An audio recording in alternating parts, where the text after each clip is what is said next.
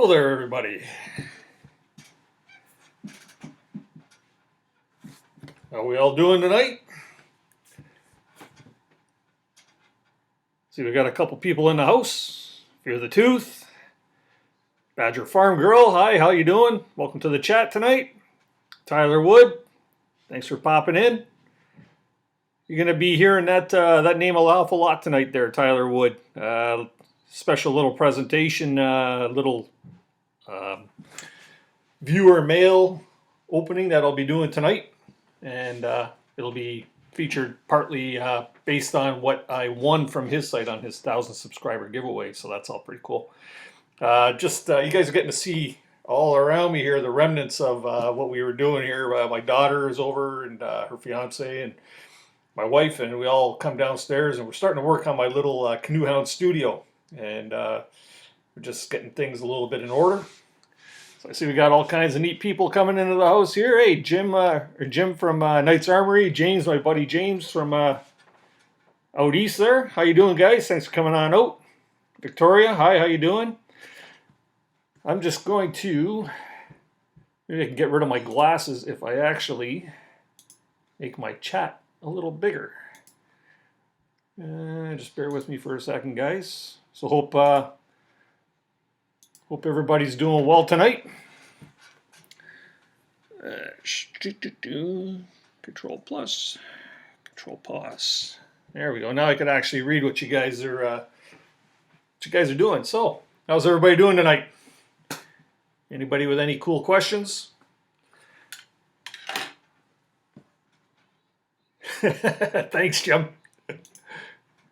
Hey, if you got something better to do tonight, by all means, go for it, eh? Chasing Guns Outdoors, thanks for coming on out. Much appreciated. Appreciate the support. So what do y'all think here? I got the studio going here. Nice little corner. The lighting's a little better. If I take the hat off, you might even be able to see my face a little better, but I don't want to scare you, so I'll stay in the shadows. How's that? Northern Bass Fishing Out and Outdoors. How's it going, Canoehound? I am doing quite well tonight. Things are all good. Things are all good in Canoehound land. I'm just waiting so I can get up north. I say this on every live that I've done so far, that I'm just waiting to get up north and get some canoeing in, because I have the itch bad. Really bad. Really bad. So Fear the Tooth says, you're so popular. Yeah, I guess only in my own mind, right? Don't mind Fear the Tooth. You could ignore him. That's just my future son-in-law. I have a baseball bat with his name on it. So he's got witnesses. I said it live. Mrs. Canoehound's bringing me some dessert. Some apple pie. Thank you. She's trying to be quiet. Look, guys, she's not going to get away. Say hi at least. Hey, everybody. There we go. See? So this animal actually is married. There's the proof. There's the proof. Thanks, Cheryl. Yeah, so what do we got? Nope, schedule everything around this. Hey, Jim, thanks very much, man. Appreciate it. I try to do the same for you guys, and you're live there on Sundays. I gotta get information off you about that drone. That thing takes really nice shots. Something I wouldn't mind getting myself. My buddy James over at JP Outdoors, he's making himself a chicken sandwich. Gotta have a chicken sandwich. If you guys, many of you might not know JP Outdoors. If you get an opportunity, go over there and check him out. I'm going to be pulling a lot of shout outs tonight. I just want everybody that I follow and everything to sort of get familiar with each other, and maybe as other live feeds say, show each other some love and some likes. Don't want to use that SUB word. I guess it has something to do with something, right? Wonderful Life. Hey, how you doing? Thanks for popping on in. Much appreciated. Yeah, so as the title on my thumbnail says, basically tonight there I'm going to be doing a package unveiling, or what do they call it? An unboxing. If you take a look on the chat there, a few up there, you'll see a fellow by the name of Tyler Wood. You'll want to check out his channel. Tyler recently hit 1,000 subscribers and did it quite quickly. He just like JP Outdoors and Knight's Armory and a few others. Tyler started out. We all started out like around that Christmas time mark, and everybody seems to be progressing along very quickly, and that's all really cool. But Tyler really has progressed. He skyrocketed. He went from like 200 subs to 1,000 in what seemed like a couple of nights, and that's awesome. Good for you. I know Jim over at Knight's Armory. Same thing for you. And like I say, I've said it before, and I'll say it again. It's a testament to the quality of content that you guys as YouTube creators are actually putting out. So it's all a good time, and as long as we're all enjoying our what we're doing and the reasons why we're doing it, that's all good stuff. My buddy JP Outdoors, him and I kind of got acquainted on Instagram, just like Jim at Knight's Armory, and it's all been pretty cool because we follow each other and enjoy each other's stuff. But JP Outdoors, if you check out some of his stuff, and especially on Instagram, he's been posting a lot there. He's making saws, camp saws, bow saws, the type that you put together with a string that tightens up and creates tension. It's got the two big handles on either side. Once he gets that all mastered, I'm sure I'll be picking one of them up off of you. Even though I really love my Agawam Canyon saw.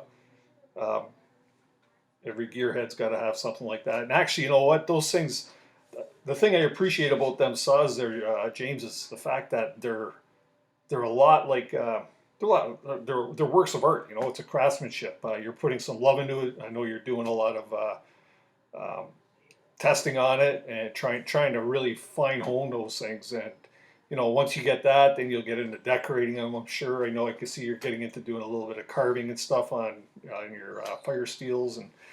But yeah, man, you can turn those things into works of art and actually get a good buck for them if that's the direction you want to go, right? So that's pretty cool. You'd mentioned, James, you said you're hoping to get out for an overnighter. Are you doing that this weekend? I know I won't be around here. I was supposed to go up north, but ice is still up there. And I was hoping to maybe even try and get out this weekend to my day camp and maybe do an all-nighter, but they're calling for like 20 millimeters or 20, like a shitload of rain. And I'm getting tired of the rain. I'm getting tired of the shitty weather. I've got the itch. I almost wish I lived down south somewhere where I can actually get out there and enjoy the outdoors. Because around here, if you've seen from my last video, it was a cesspool of mud down there. It's an annual thing that we do every Good Friday. We go away on these or not go away, but we go to a friend's house. He lives across the street from a hiking trail in the area, part of the Bruce Trail, and we get out there and just go down there and just like you've seen in the video, we go down there, we tip a few cold ones and enjoy the day and have a bonfire, cook up some weenies over the fire, some chili and stuff like that. It's always a good time, but it poured rain on us almost the whole time. It did break for a while, but it's just so sloppy and wet. And Molly, of course, she was like just covered in mud, covered totally, completely in mud. So, yeah. So what am I missing here? Knight's Armory, thanks, brother. Badger Farm says you're welcome. I think to JP's comment, appreciate it. Your time is coming. Yeah, you know what, Tyler? I'm biding my time. More important to me right now than the subscribers that I'm getting. I think I'm sitting around 460 or 470 or something like that. Is the watch time? I'm just under 800 watch time hours, and I could have 10,000 subscribers, but if I haven't got the 4,000 hours, then it doesn't get me monetized, and it is what it is, right? So what I need is good subscribers, people that are going to follow, enjoy my content, and actually watch my content. So that's what I'm pushing for, and I'm hoping that these live chats are really going to help out with this type of thing, right? So it's all good stuff. What do we got here? If I get to you, Tyler Wood, I got you, JP. Good stuff. That's it. Share the love. Tyler, JP, James, Tyler. As I mentioned, Tyler's the guy I won his 1,000 subscriber giveaway, but I've actually followed Tyler, I think, from his very first video, and I think you and I actually got hooked up on Instagram too, Tyler. I was following you on Instagram, and one day you come on there and said, "Hey, I watched your videos. You want to check out my channel?" And of course, I signed up for your channel, and I've been part of it ever since. And Tyler's in the process right now of building a really cool fort out in the woods. Not quite sure what the property is, but it looks like a nice hardwood lot that he's on there, and he's got a couple nice walls going. Last video, he's just putting like a truss roof structure. I'd imagine you're probably going to put bark over that, or maybe a tarp or something. But that's pretty cool. It's starting to take shape for sure. Yeah, JP says it's been a pain working on that saw design. He scrapped the oak one today. Oh, don't scrap it, man. You keep them all on the wall, and those are your failures, and the very last thing that goes on there is your success. So you got to keep them ones, right? Don't turn them into kindling, because you might have to refer back to it for whatever reason, right? You got your daughter this weekend. Perhaps could drag her into the woods. Always a good thing. Take the kiddies out there and get them to enjoy. You know what? You go out there and you build a little day camp, and you'd probably be surprised how much she'll actually enjoy it. You know, it's like us being kids and building a fort in the backyard or something, right? We all love doing that as kids, so that's pretty cool stuff. 70S down here, perfect. Yeah, rub it in, perfect weather. Maybe I'll have to come down and see you there, Tyler. I'm not afraid to fly, unlike some people.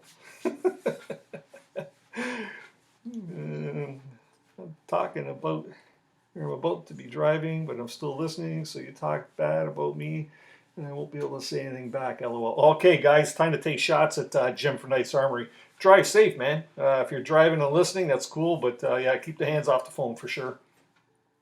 Hidden Valley Homestead, how you doing? Welcome to the house here. Thanks for popping in. Appreciate it. Working and listening. You know what? Hey, why not? Beats listening to the same song on the radio all the time, eh? Got Northern Bass fishing and outdoors. Too bad your hike got rained on. Monday was the day last weekend. It was beautiful. Yeah. You know what? Isn't that true? We the day before was beautiful, being the Thursday, and then Saturday. They were nice, both nice days. Even Friday being nicer than the Saturday, or no, sorry, Thursday being nicer than the Saturday. Yeah, but. Yeah, man, we got pissed on. You would know, because we were under the same clouds, I think. Chasing Guns Outdoors. Guess I'm going to have to try live stream. My hours are low as well. Yeah, you know what? Chasing Guns, it actually helps. I don't get a lot of people in my lives, because obviously my subscribership's not that huge right just yet. But on any given live stream, all the people that are watching, like yourself watching me right now, it all adds up towards your time. So I'll see a jump of like maybe 26 hours, 27 hours, and it all really helps when you got to collect 4,000 hours. You know, it certainly makes a difference. I should have stayed into YouTube back back around 2013 when I had a channel going, and then I kind of got rid of the channel because just things got in the way. And some of the content I had, I deleted when I got rid of my channel. Well, didn't delete it, but for some reason I wasn't thinking. I deleted most of my content. And a couple of the old videos I have, I actually had still on my computer, and I was able to get them back up. So yeah, it is what it is. Start from the beginning, and they really changed it. Back then, I think you only needed 1,000 hours. And I don't even know if you needed a certain amount of subscribers, but yeah, back then it was a lot different for sure. Where do you think I get the pieces for fire steels? Well, I don't know. Where are you getting them? Where do you think I get the pieces for the fire steels? So you got a supplier there, maybe firesteel.com in the States or something like that? Or are you ordering them things from China? I know you can get there's a website called dx.com, and if you don't mind waiting 6 months for your purchase, you can buy fire steels off them fairly cheap if you're doing like bulk stuff like this. I know for when I do my my survival bracelets and survival lanyards and stuff like that, I buy a lot of them. Supplies actually come from this site called dx.com. But I do not endorse them. Trust me. I have waited 6 months for a package to come in from them, if it arrives. I've actually had a couple that didn't and had to fight with them to get refunded. So it's not a good thing. Buy it from the U.S. or buy it from Canada. That's what I say. Killdeer Survival in the house. Thanks for coming on out. Much appreciated. Get to know some of your fellow chatters here, and get to know them, get to see their content, and hopefully we all become one big family. I know we got a pretty good community going here that a lot of us uh, follow each other and see each other in a bunch of different chats all the time. So it's really cool to be saying hi to each other. Yeah, Tyler, you know what? That'd be cool to come down there. Problem is, I own my own business, and it's difficult for me to get away. So when I do get away, I try to turn it into like a canoe trip, or like I've got seasons tickets for a football team here in Canada, the Hamilton Tiger Cats. So that sucks up a lot of my summer. My wife always tells me like days are booking up. We have so much going on in the summertime that free days are hard to come by. So, and when I'm not doing like the house stuff and working and stuff, I've also got a fishing boat. I like to get out fishing, so we like to enjoy that. So there's always something going on for sure. Jason Guns is following the NFL draft. Any surprises on there? Anything going on? I know my Pittsburgh Steelers can really use a few guys after some of the hits we've taken over the last while. Heck, man, we lost Antonio Brown. We lost Le'Veon Bell last year. I think my Pittsburgh Steelers are going to be the Cleveland Browns, or the equivalent of the Cleveland Browns 2 years ago when they didn't win a game. Not good. That was following the Elk scrap. Yeah, well, meant the handles. Yeah, I know you meant the handles there. I knew you were talking about that, James. That's pretty cool. Tyler, you talk about doing a collab video. I am as I always mention, I always try to learn something new when I'm doing a live stream or when I'm editing a video or something like that. And what I'm researching right now is I'm doing collabs. So basically, what I want to do is get like you've probably seen like Prusa Studios, or there's other guys where they have like two window frames going, and we could actually have a conversation. So I'd like to get some of the people I follow, maybe get a couple of the bigger YouTubers that might grace my presence, and maybe get on and have like question and answer, maybe even do a phone call in type of thing. That would be pretty cool. Even that way, everybody can ask questions of whomever I'm hosting on the chat. So that'd be pretty cool. It's following a guy. What's his name? Oh, geez. You're getting old when you have brain farts like 4, 5, 6 times an hour, right? Uh, Something John. Anyways, him and Yankee Outdoors, they had Stephanie Merkel. I think it's Stephanie Merkel. She's from Germany, and she's got a very popular YouTube channel. She's a bushcrafter, and but she was recently down in the Ontario area, I think around Toronto, and they actually had a collab going with her. So that was pretty cool. Where she came on, and they only had like 20 viewers on the thing. And Inspirational John, that's it. You could check out his live streams and his content. But Inspirational John and Yankee Outdoors had this collab with Stephanie Merkel, and it was quite interesting, and it's pretty cool because I actually got to ask her a couple questions about her thing. They're like, is she like a bushcraft girl? Is this her part-time thing, or does she live it and breathe it every day like some of you do? And she said no. She's got a day job, or had a day job, and she likes to travel and stuff like that. So that's all pretty cool stuff. What do we got here? Killdeer. We got Killdeer. What do we got here? Tyler, thanks, Killdeer.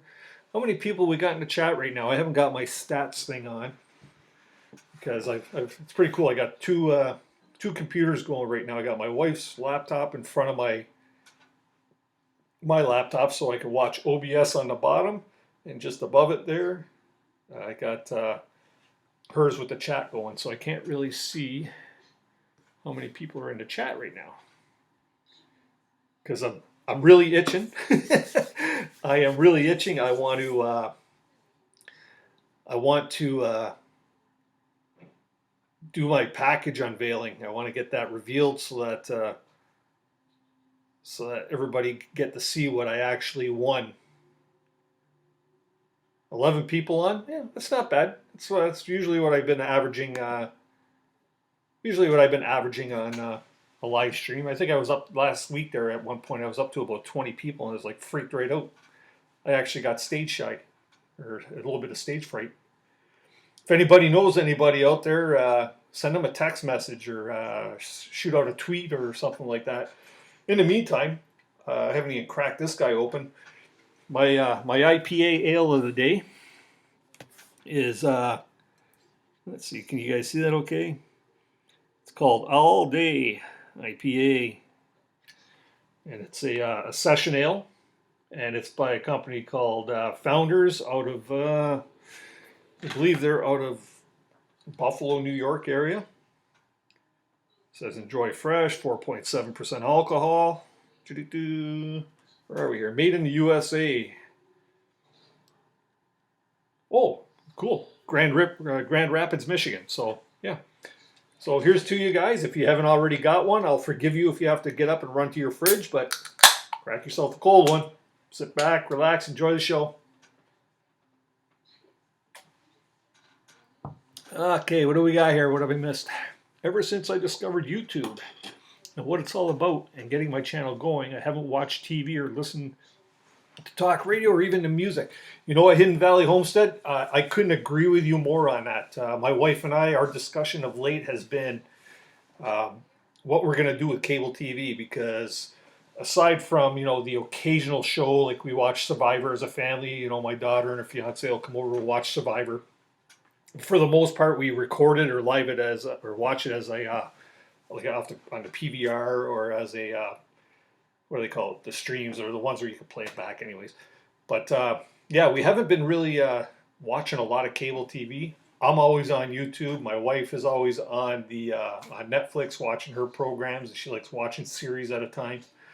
So, you know, right now we're wasting our money, throwing our money out the window on cable. All I need is internet. And I'm sure with those new, well, not new, but the Android boxes, you can get pretty much anything you want to see anyways. So that's what we're going to be doing, is getting rid of cable television, saving a few bucks.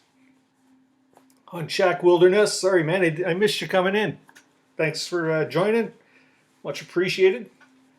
We're just doing a lot of shout outs tonight, so everybody check out Hunt Shack Wilderness. I believe you're like you're way up north, aren't you?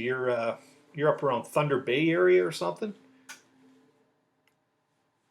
JP, I got my chicken sandwich and my whiskey and Coke. Attaboy. Here's to James. Everybody toast to James there. Tyler Wood. You got at Joe Robinette. At Doug Linker. Oh, what are you doing? You tagging these guys? Gonna get them in? You're my connection to Joe, and I could be your connection to Doug Linker. Anybody know Doug Linker? He's a pretty cool dude. If you don't know who he is, he's an outdoorsman, family man, and he's got a cool little carving hobby. Something that he's actually inspired me that I want. I bought some carving tools. I want to give that a try. But yeah, it's pretty cool stuff. Northeast Bass Fishing and Outdoors, beer and unboxing. Doesn't get any better than that. Oh yeah, tell me about it. In all honesty, this unboxing, I know what's in the box, or I have an idea of what's in the box from when Tyler was having his 1,000 subscriber giveaway. But I received the box the day before yesterday, and I'll tell you, I've been anxious to get into it. I haven't cracked into it yet. I'll be honest. So what I'm seeing will be what you guys are seeing for the first time, and I hope there's nothing inappropriate in there, Tyler. No smoke bombs or fart bombs or anything that's not supposed to be in there. So I've been watching for a while already. Oh, thanks, man. Thanks. Tired to get everyone, or tried to get everyone. I missed anyone yell at me. Yeah, you know what, JP, get to know some of these guys. They got some really good content. I know for everybody else out there, JP can really use some support. He's been a little slower at getting his content out there, but I know he's been busy with life, and but he can probably use the support, because I know when he gets going with his stuff, he'll get going with it. And each of his videos have been very, very entertaining to this point, so that's all good stuff. There we go. We got a little bell action going on there from Hidden Valley to Hunt Shack. Cool. Hey, McCartney, how you doing, Mason? Good to see you in. I'm a little behind on the chat here. Got Hunt Shack. Nice channel. Cool. Cabin Life with Glenn and Maureen. Who we got? Do we have Glenn or Maureen, or do we have both? There's another great channel. Glenn and Maureen have a nice little cottage up north, off the grid cabin. We'll just say north central, I guess, northern Ontario from here, but yeah, like, we'll say just below Algonquin Park. And they have a live stream that goes on a couple nights a week. And they've also, Glenn has his music channel, Chill with Glenn. So that's another one you'd want to check out there. And all of it is fun. All of it is fun. They just finished doing a nice boil and made up some syrup. And I don't know if is syrup season over for you guys yet, or are you still got the taps in the trees? Yes, bit east of north of Thunder Bay. Okay, yeah, Hunt Shack here. You guys still got a lot of snow up there, Hunt Shack? I know where I want to go canoeing, they do. There's a few extras, but fart bombs. Yeah, sure, Tyler. All right, Killdeer, way to go. Thanks for picking up JP. That's cool. A10 Fishing's in the house. Thanks for coming on out. Much appreciated. I truly appreciate the support. What are we at for visitors? If I can get myself to about, we'll say 15 in the house here, I'll start tearing into this package. And be like Christmas for Canoehound here. Thanks, McCartney or Mason. Is that all right if I call you Mason? That's cool. Thanks for coming in. Appreciate it. Both of us are watching. All right, Glenn, Maureen, are you doing cocoa tonight, or do you have a nice cold beverage of choice? Hopefully a cold beverage of choice, or coffee with some maple syrup in it. We got 810 Fishing. Hey, how you doing, bud? Someone left. Oh my gosh. That's all cool. Yeah, maybe, you know what, tonight we'll probably do the typical 2-hour chat, and then we'll kind of move on. For those of you that weren't here a little earlier, like at the beginning of the chat, you'll notice my background is a little different. Before I was actually shooting my lives in the kitchen. We had an empty corner in the basement, a corner that's been neglected, and about 40 minutes before this live, my wife, my daughter, my future son-in-law, we all come down here and started tearing up at it, and we're setting up my little studio down here. So for now on, when I'm doing live streams, the lighting's a little better here. I haven't got the hat on, you can actually see, but like I said, I don't want to scare you. And yeah, so this is gonna turn out. I might put up a little barn board around me here to give it a country feel. You know, a couple of things. Look over my head here. If you could see that, it says "Mine's so big, you need 2 hands to hold it." Talking about the fish. Killdeer says coffee with maple syrup sounds good. Maybe Glenn and Maureen will make a nice big pot of coffee and share with us. Beastly Ironworks. My buddy Dave is finally in the house. How you doing, man? Good to see you. Good to see you. You wait and see what I got, Dave. I'm going to be doing my unveiling here in a couple minutes.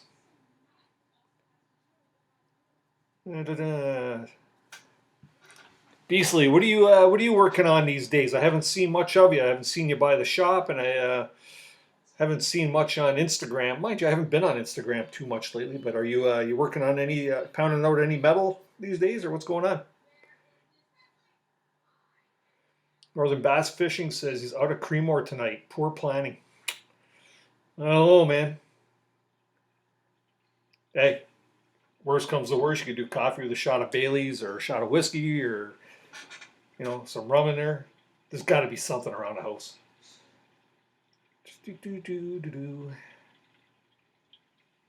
Glad you made it. Yep, for sure. So what do you think, guys? You guys want to see some of the goodies that I got from Tyler Wood? Is Tyler still in? I haven't seen him. Haven't seen anything from him yet. I want to make sure that he's actually he's on here when I'm opening this, so well, I can't say so I can see his face as he sees my surprise.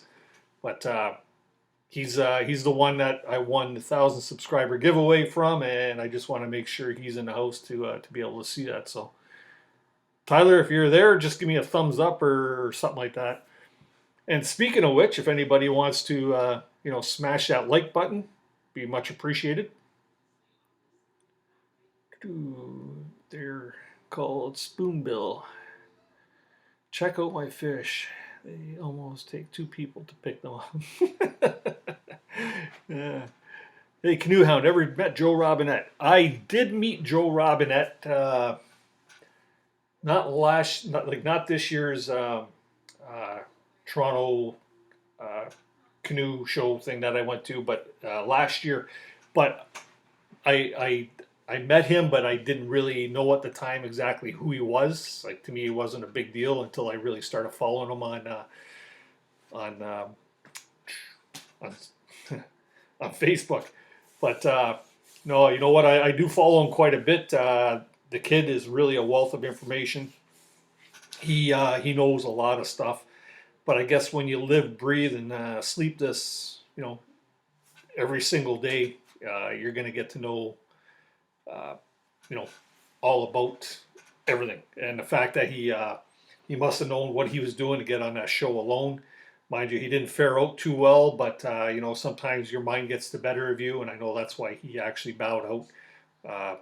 He had his mishap losing his fire steel. He said his morale got dropped. But anyways, Joe's a great dude. I do watch all his videos. He's one of the few YouTubers that can post an hour and 40-minute or almost a 2-hour video, and I'll actually sit there and watch the entire thing. I like watching smaller channels like a lot of you guys, and to me, I'd rather support the small guys. But he is one of the guys I will follow quite often. Mind you, lately I don't know if he's getting a little too comfortable. And this isn't taking a shot at the guy at all, because like I say, I love Joe Robinette and what he does, and felt bad for him when his dog passed away and stuff. But I find he's been taking a lot more liberties and stuff like that. The old farting on screen and stuff like that, and making a joke out of it. And he's I don't know. That's just my take on it. Will it stop me from watching him? No, not unless it gets too bad. But you know what? Joe Robinette's a stand-up dude. I know Tyler's got some good experience with Joe Robinette. He met him this year at Canoecopia, and the fact that he had Joe Robinette in his live or in a couple of his videos really helped his channel boost, right? So that's pretty cool. That's good stuff. Me this year at the Outdoor Adventure Show, that's what it's called in Toronto. I met a few guys that I follow all the time. Kevin Callan, many of you might be familiar with him. He's a canoe route author. His YouTube channel is called The Happy Camper. Doug Linker, the guy I mentioned earlier, Scott from Adrenaline Adventures. These are guys I like to follow, and I met them at the show this year, and they actually did a cameo in my outdoor adventure video. So if you want to go check that out, that's cool. Hidden Valley, you say you got some buffering going on your end. Is there anybody else that's getting me buffering here? Hey, Inspired John, how you doing, man? I was just talking about you. I was just talking about your live stream the other night there, and how you had Stephanie on there. That was I really enjoyed that live. I've been following her for probably about a year now. So when I seen her on your live stream, I actually had to do a double take. Is that Stephanie Merkel? It's like, oh geez, yeah, I think it is. And then when you mentioned her name, it's like, holy shit, what the hell is she doing on there? So that's cool. Hike with Mike, how you doing? Seeing you around on a few different chats today, which is all cool. Killdeer's not buffering. I mentioned we have Kojiko here, and our internet here has always been shit. We're supposed to have the high speed package, and it's been crap. So yeah, Steph is pretty cool. She's got a really cute sister too. I don't know if you've ever seen her sister in her videos, but that's cool stuff. There we go. Yeah, Cabin Life knows Aspire John quite well and Hike with Mike. Glenn Marine, you know what I haven't seen in my last couple chats is actually Steph outside. Steph usually pops in, but he's got a girlfriend now, so she probably keeps him a little occupied, right? This happens. This happens. He's one I'm gonna try. I want to try and coordinate maybe a weekender with him. Get up to Algonquin or someplace up around his parents' cabin and get up there and do maybe a 2-nighter or something like that. That'd be cool. Let's see here. I want to check something. Just peak content. Just want to see here. Yeah, he's one I'm gonna try. I want to try and coordinate maybe a weekend. Sorry if you heard that. I'm still learning this OBS software. It's kind of fun. It's really cool stuff. So what do you think, guys? Should I open up this box? We got anybody that's anxious to see what I got for my 1,000 subscriber giveaway? Let's see. I'll back up a bit. Inspired John, Glenn and Maureen taught me a bunch about live streaming. Yeah, you know what? Glenn actually did 2 tutorial live streams on better sound for your live streams and for your videos overall. I tried to get something out of it. A lot of it, I'll be honest with you, Glenn, right over my head, man. But when I do a video, I go back and I play and I try to get all my I play my sound at a level that I think it's comfortable, but allowing it to be turned up or turned down, right? So I like that middle of the road sound. I don't have the best equipment. My cameras. I always talk about my cameras here. I'm just gonna grab 2 of my cameras that are right here, and I'll give you guys a quick peek at what I actually shoot my videos with.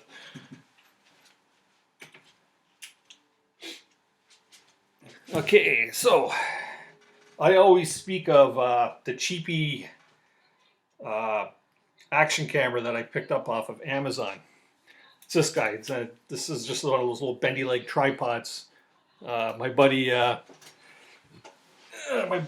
Beastly Ironworks, he would know about it. So anyways, this is it's an Apex, I think. Oops, I just dropped my glasses in my pie. Apex cam. It's a 4K camera. Got all kinds of neat little features. Come with a remote control, a whole bunch of little function. I think I paid like $60 on an Amazon deal when they had those special deals.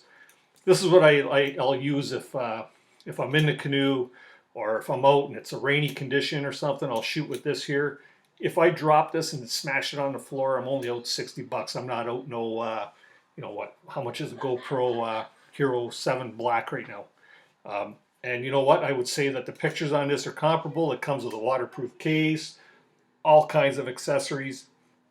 And it even come with a card when I got it that said, if you give us a 5-star review on Amazon, we'll also send you another pack of accessories, which included like a chest mount, a head mount, one of those floating mounts, and one of those suction cup mounts that you can put on like the side of your car or something, or on a motorcycle windshield, or a nice smooth helmet or something, right? But so yeah, that's like, for $60. I don't know how they can give them away that cheap, but then again, made in China, and they make 1 million of them, right? What do we got here? To get a chip to download to my laptop. Killdeer. Check Wilderness. We're north of Huntsville and Sunridge. You know what? That area that you guys are at there, Glen Maureen, I love that area. I used to like driving through them little towns, especially through Sunridge before they diverted Highway 11 around. I used to love driving through them little towns. To me, that was part of the adventure of going north, heading north of North Bay, right? So, anyways, back to my camera gear.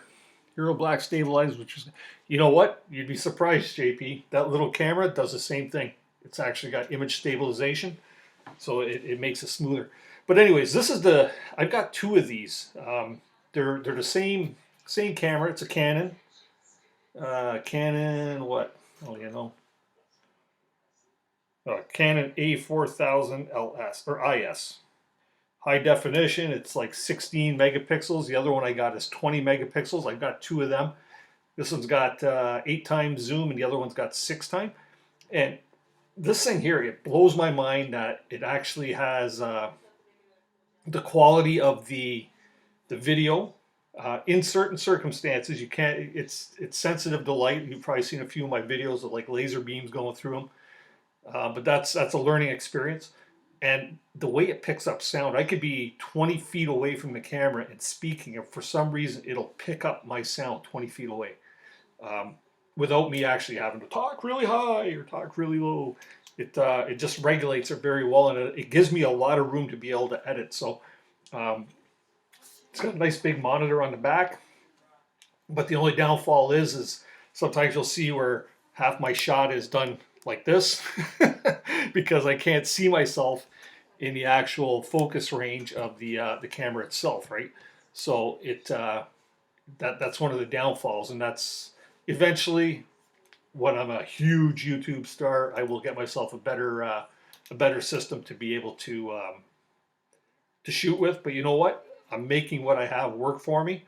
And that goes for any of you, whether you're shooting on an iPhone or an Android phone. I've even done videos on my Android phone here, right? Or a little action camera. You work with what you got. So even these live streams, this is just on my MacBook Pro. This is the built-in camera. So we try to make best with the equipment I have. I'm not a millionaire by all means, and the more I spend, the hairier the eyeball gets from the wife. So, but she's a good woman. So, anyways, okay. So enough of the rambling. So went to the mailbox the other day, and this is what actually came in the mail, and addressed, of course, to Canoehound Adventures. And this is the package that I won from Tyler Wood. So what I'm going to do is I'm actually going to open this up for the first time, and I'm going to show you guys what I got.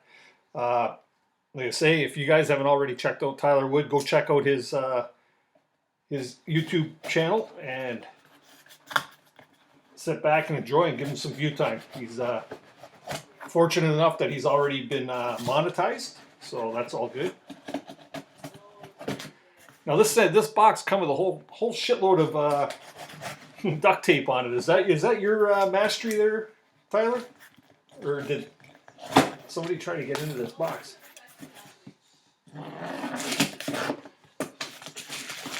Feel like a kid at Christmas time. I know, I want to see too. Holy crap, man. You know what, I'm going to flip the box over and open it from the side that doesn't have all the tape. That's using my head, right?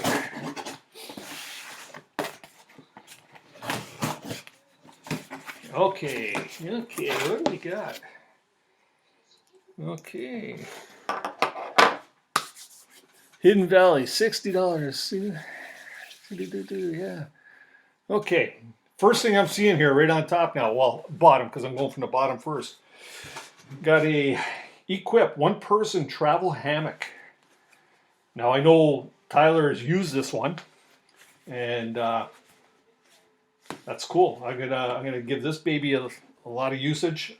As many of you know, I like hammock camping, and it's always nice to have a nice hammock. Not quite my hammock that's got the bug net over it, but I assume this here does not have a bug net because I've seen, I think, in your videos. So very good. An Equip one-person travel hammock. Well, let me get it. There we go. You know what? Here, I keep doing that. Let me lose my logo here for a minute. There we go. There. Now it'll always be in screen. Don't have to worry.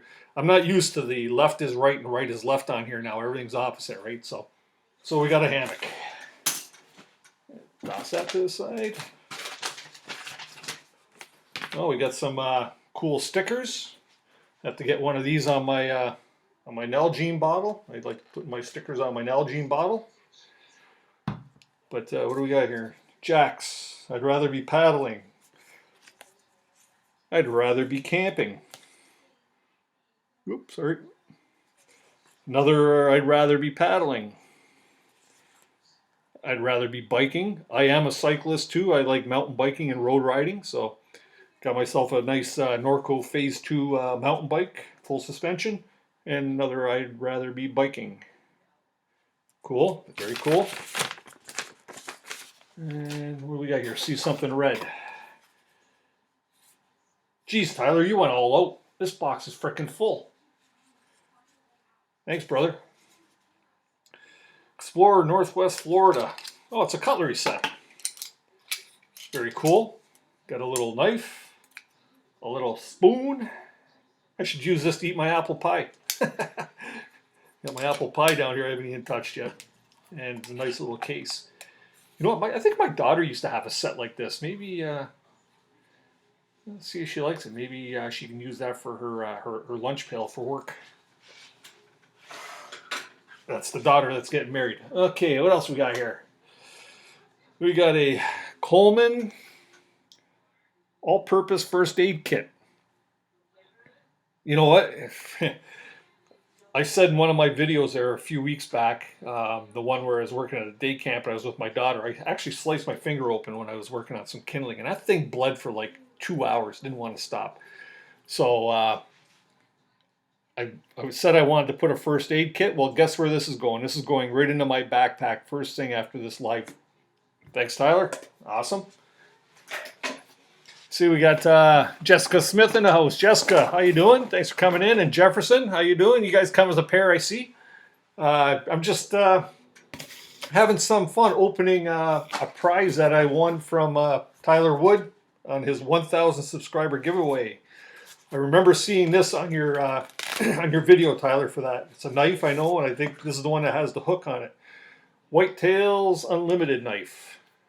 That's cool. It's a little lock blade. Very cool. Got the black stealthy looking blade. And it's, yeah, okay. It's got the little hook knife as well. All right.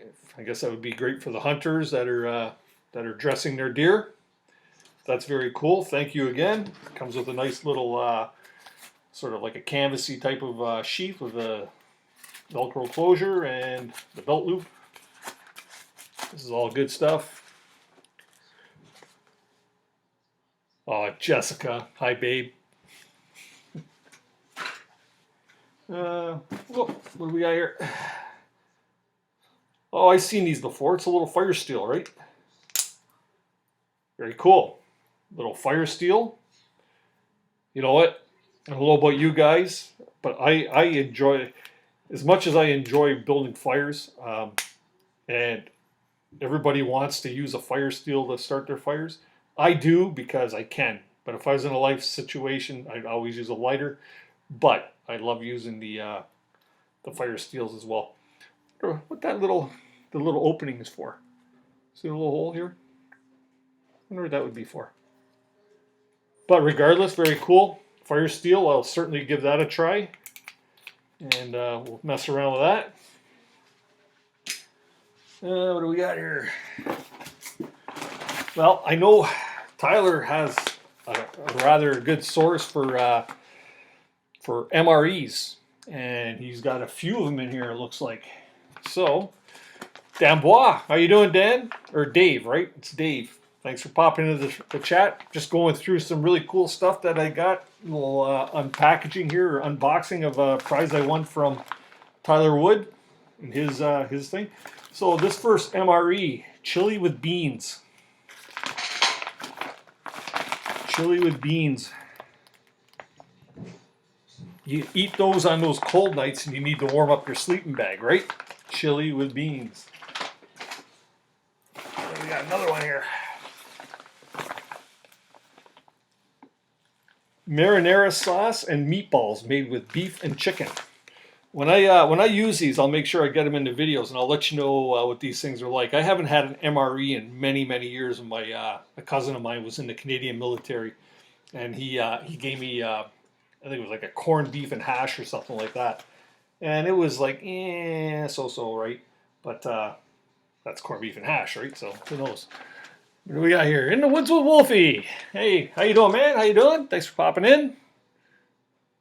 Once again, just going through an unveiling here, an unboxing of 1,000 subscriber giveaway prize I got from Tyler. What do we got here? This is a different looking one. Yeah, does this look like American military-ish? Hopefully you're not going to get anybody in trouble here, Tyler, by showing these, but I know you could buy them at any Army surplus store. And this one here is an Asian-style beef strips with vegetables. And it's warfighter recommended, warfighter tested, and warfighter approved. That's cool. So I imagine there's like all kinds. There's like drinks in these things and everything, right? So that's cool. It's gonna beat the chunky stew that I brought out to the last one. Holy, there's one more in here. One more in here. America's MREs are the best way better trust. I'm gonna take your word for it, man. I'm gonna take your word for it. I know I've seen you eating a few of these things too, right? It does have a nice ring to it. We have to call a collab that in the future, Paul. Yeah, you know what? I'm currently researching that, and I want to be able to start doing some collabs with you guys, get some interviews. Dave, how are you doing with the syrup there? Are you all done your syrup, Paul? I know you got you and your wife got a whole bunch of maple syrup.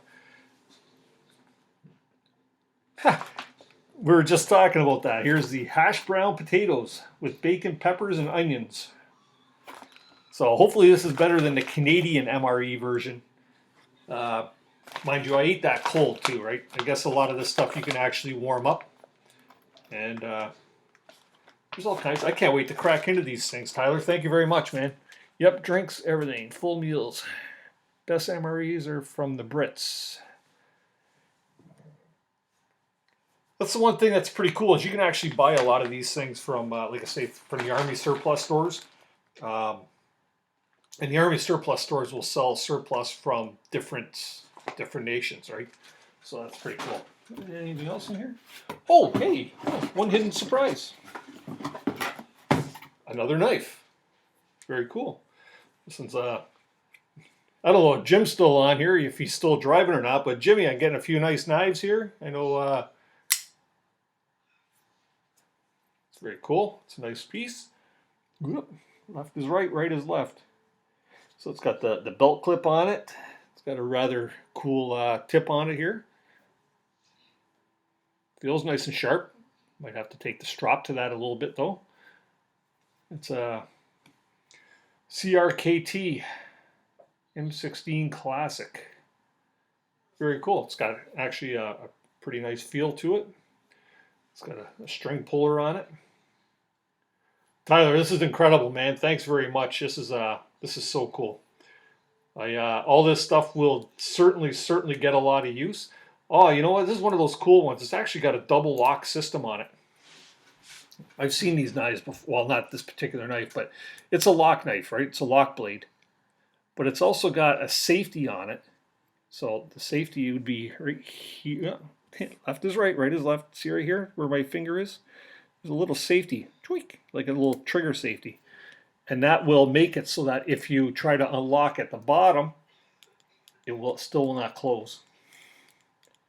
So that's cool. But you flip that little tab down. You can see it here. Right here. Goes down, up, down, flicker down, and then she will lock again. You know, this would make a good utility knife for me at work. Nice box cutter probably. Dave, Beastly Ironworks, don't get jealous. Don't get jealous. Okay. So guys, I think I made out pretty darn good. You can see the box is now empty. I have been in correspondence back and forth with Tyler, and I mentioned to you that I'd like to show my appreciation by sending you a Canoehound Adventure hat and maybe a few Canoehound Adventure stickers. And but you didn't let me know what color hat you wanted. I've got tan like this one, and I've also got black ones. And if you want to see what the black one looks like, you can see it in the Meet My Knife Maker video, because Dave from Beastly Ironworks, he actually has one. So let me know what you want, whether it's a black one or a tan, and I'll happily get that out to you in the mail. So once again, guys, quick review.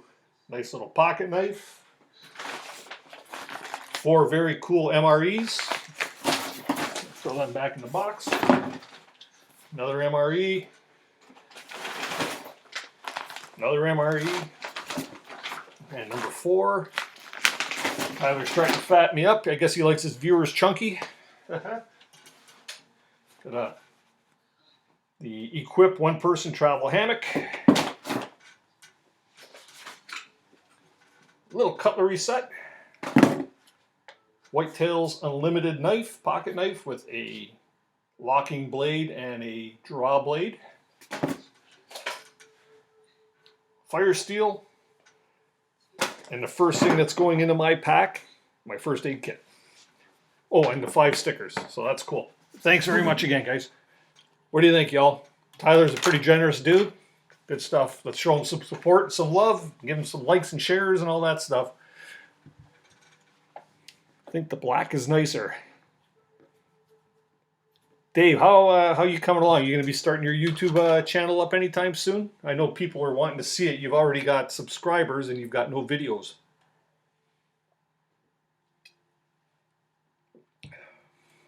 Yeah, it's very nice stuff there, Mike, for sure.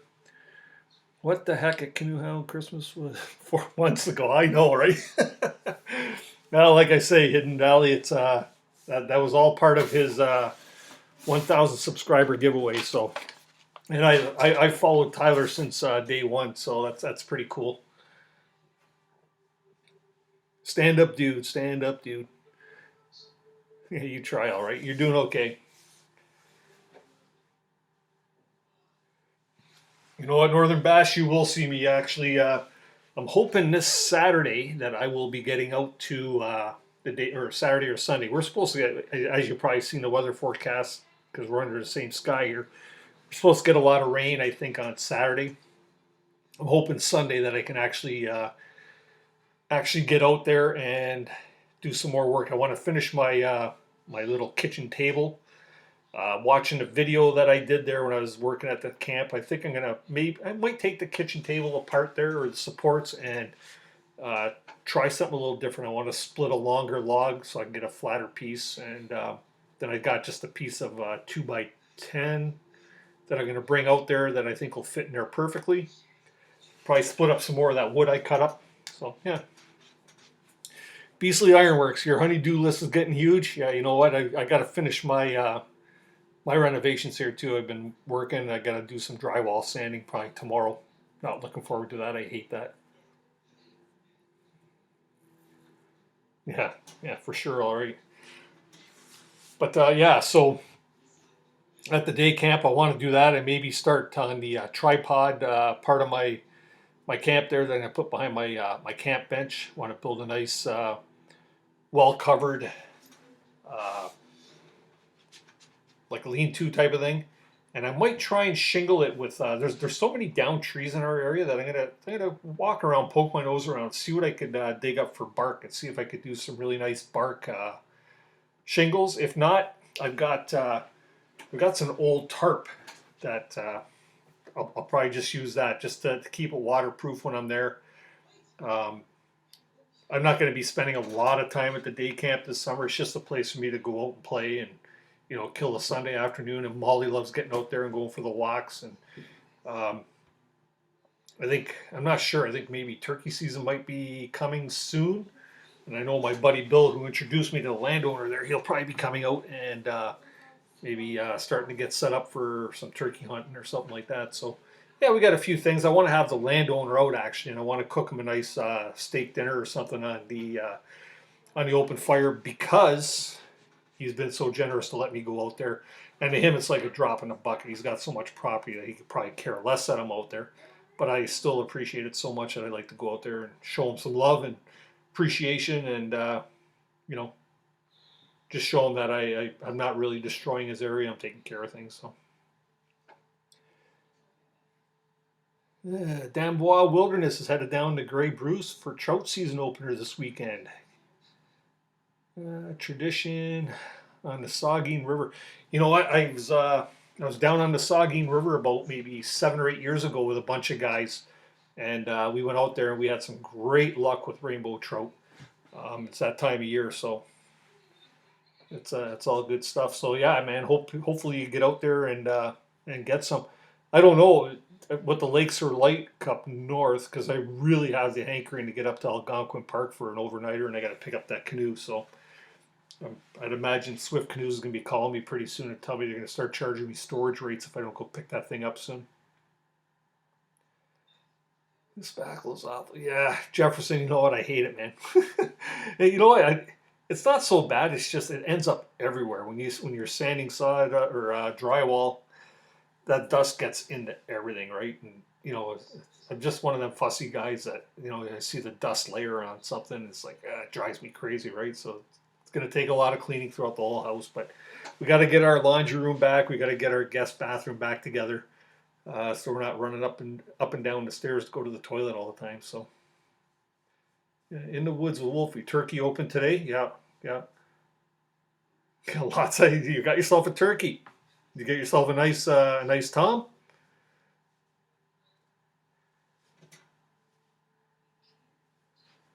Yeah, that's something you could do with the nice turkey feathers, eh? Is get some nice trout flies. That'd be cool. That's a hobby, There's so many outdoorsy type of hobbies that I'd like to take up. Fly tying, mind you, it's good to tie flies if you actually fly fish. I don't. I've never tried it. I'd like to try it sometime. My cousin does it, so maybe I'll get him to take me out one day. Damn, Sagin was my backyard. Upstream though, not going after Steelhead, after Brookies and Browns. Yeah, that's why I want to get up to Algonquin. As soon as that ice is out on Algonquin, especially with the ice still being up there, I'd imagine it'll probably take like a week after the ice is out before the Brookies will start hitting. But I got a couple buddies that got some real hidden gem of lakes up there, and we're gonna get up there to a few of these places and check them out. So hopefully get up there. I've never ever caught a speckled trout in my life. Do a lot of rainbow trout fishing up here on the upper Niagara River and on the lower Niagara, but I've never actually caught a brookie. Caught lake trout, I caught brown trout, I caught rainbows, I caught steelhead, I caught the salmon that are in Lake Ontario and stuff, but never ever a brookie. And they're such a beautiful fish, eh? It tastes good. I've eaten them, but I've never caught them. Heading out to Lake Red Rock to finally use my new kayak. And kayaking to paddle campsite. Can't wait. Ooh, that sounds good, Tyler. Make sure you get some video of that. What kind of kayak did you pick up? Durham, Hanover area for Dambois. Dan, are you on tonight all by yourself, or is your wife kicking around too?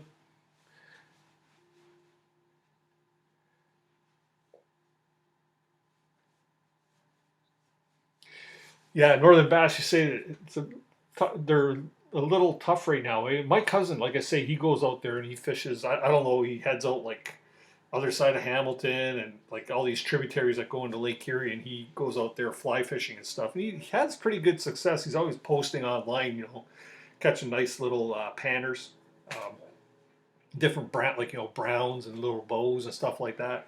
So that's pretty cool. Wolfie got himself a 22-pound tom. Nice. That's a nice bird. Yeah, that'll. I don't know how you're gonna cook that, but I'll tell you, I could think of one way. I would spatchcock that thing and I would put it on my Traeger smoker. Yeah, soak that in a brine and get that on the Traeger, and oh my God, my mouth is watering. I better have a beer to wash that down. Cheers again, everybody.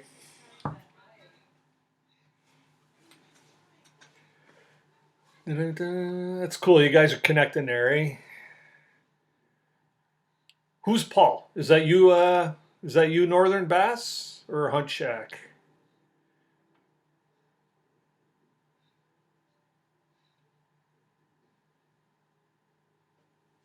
Oh, Tyler's got himself a Pelican canoe. Is that one of the ones that you would get at Canadian? No, you don't have Canadian Tires down there, do you? I know Pelican is a brand. I think they sell a Canadian Tire here, and maybe even places like Costco.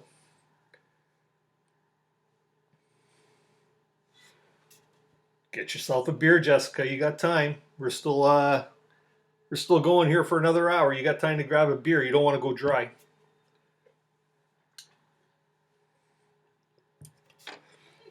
It's funny. My son-in-law, he was here earlier, and he says, hey, if you got to go to the bathroom, excuse yourself. Just tell everybody you're going to get a beer.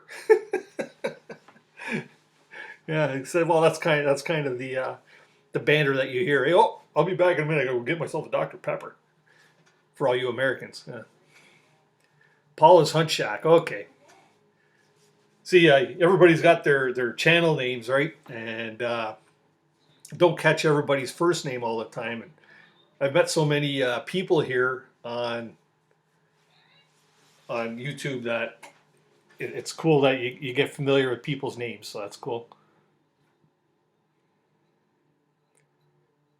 Yeah, listen, Jessica, Jefferson's on my side. Go get yourself a beer.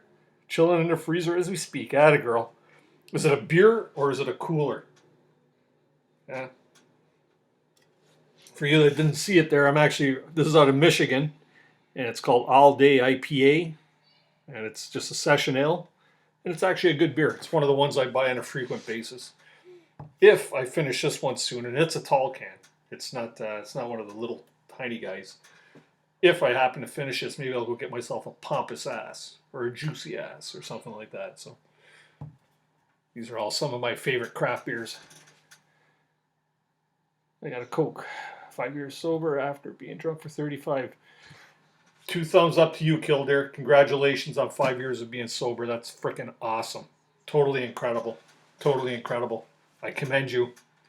If it bothers you, I won't tip the beer anymore just out of respect for you because that's awesome. I have a couple people that I know that are dealing with addiction of alcohol and other things, and it's not a fun journey. So congratulations on 5 years sober, man. All the best to you. That's fantastic. Damn boy, great as a kid. My cousin's own Chapman Shell at store on Highway 4 just outside of Durham. See, like Paul and Dambois, like a small world, right, guys? Really, small world. The funny thing is, down here, I'm in southern Ontario, and I'm still trying to find and see if there's any other YouTubers out there, like, that are trying to do the same thing I am. I know in my last video there, you'll see I had a couple of really cool discoveries when we were on our Good Friday hike. One of which was a little shelter a bushcraft shelter that somebody was building by the creek, and a place where we all gather and we all conjure. I happened to see this thing at a distance that somebody had built this little, just a little stick structure, sort of like a teepee style. If you go on my video, you'll see it there. It's pretty cool. So I wonder if somebody's out there doing the same thing I kind of do, go out there and do some bushcrafting and record it for people like you to watch. So that was pretty cool to see that. The other thing I found, and if you haven't watched the video yet, I could give away the I guess you could call it the clickbait, the teaser on my thumbnail was something whited out, and it happened to be a Toronto Sun newspaper box. How it got down to where I found it, because it's actually, I wouldn't want to hike that thing on my back to go down there and steal coins out of it, but the fact that somebody got it down there, smashed the shit out of it, and got the coins out of it, and it's an older one too. The picture I got on the video was like of a more modern Toronto Sun box, but I had a hard time identifying it. I thought it might have been an old gas pump or something. But then after I'd taken pictures of it on my camera and my phone, I went home and I kind of pieced it together, and it was an old, like I'm talking probably from back in the 70s or something, Toronto Sun newspaper box. So it was pretty cool to find. And of course, the salamanders. True sign of spring. When you can find salamanders, true sign of spring. A little redback salamander I found there. But I stop at that shell on purpose every time I'm down there. Nostalgia. No, jazz doesn't bother me anymore. Well, that's awesome, Kildare. It means you never really have it beat, but you got it beat. So, like I say, I commend you. Awesome, awesome. Yeah, the gas pump, eh, Beasley? Come on hiking with me there one day. I got to get you back out to the camp again. Go out there and have a couple of get at the fuck Indias. It was Black Creek Pioneer Village. I got history LOL. I've been there to the Black Creek Pioneer Village. Not for a long, long time, but hey, Alternative Outdoors. Thanks for popping in. Hope you're doing well. You missed it a little while ago there. I did the unveiling there of or the unboxing as people call it that I won from Tyler Wood, his 1,000 subscriber giveaway. Had like 4 MREs, 2 pocket knives, a hammock, some stickers, fire starter, cutlery kit, first aid kit. What else is in there? What am I missing? But just a great little haul of loot, which I'm really appreciative of. And you'll see me using all this stuff in some of my upcoming videos. So that's cool stuff.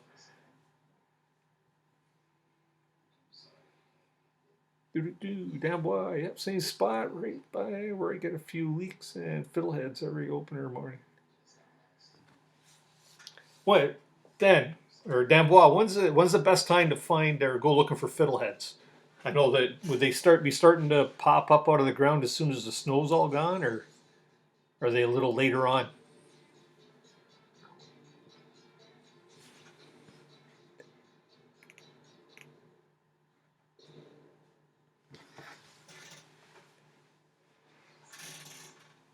So from what I'm seeing here this evening, from all of you that are in the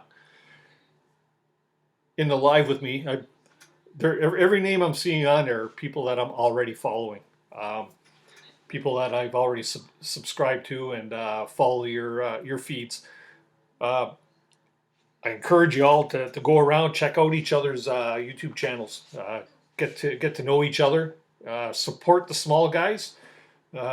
I'm sure I don't even know if there's anybody on here that would be over like a 2,000 subscriber mark. If there is, correct me if I'm wrong. I think maybe Dambois might be up around there.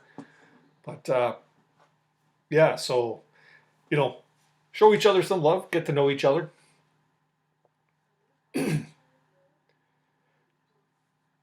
Well, that's where I'm from, Dave. I'm down in the Niagara region, and you know what? Maybe I'm trying to think of where in my area I've seen fern plants to be able to go looking for fiddleheads. I might have to actually I think the Niagara Escarpment behind Brock University. I think there's a lot of ferns down that area. I might have to go check that out. Be nice to get a little haul of those things, clean them up, and put a steam on them, right?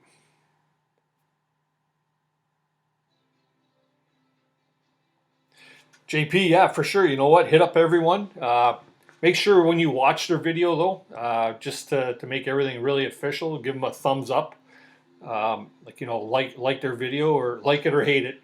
It shows it shows involvement. But yeah, leave them a positive review or throw a comment on there, and that really helps out.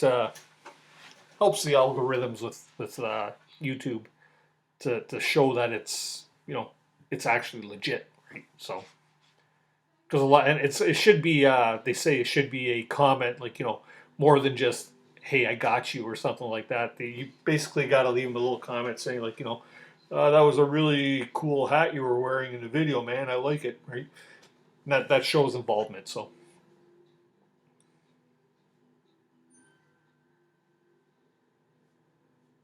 You know what, Dan or Dave? I will do that. I'll drop you an email. Is that in your about section of your channel?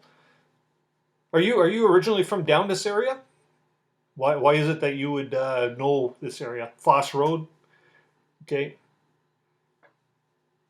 Yeah, you might know some of it there, eh, Beasley? Foss Road's only a couple roads over from me, so. Actually, on Foss Road too, I think there's a park out there, a hiking trail out there somewhere. I have to check that out. And what time of year does wild asparagus come up? That's always something I liked. I love asparagus, and I know that there's spots around Niagara here where you can actually go and find asparagus plants too.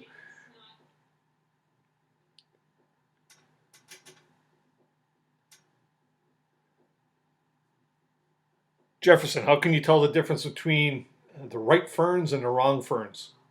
Or is that something I should YouTube?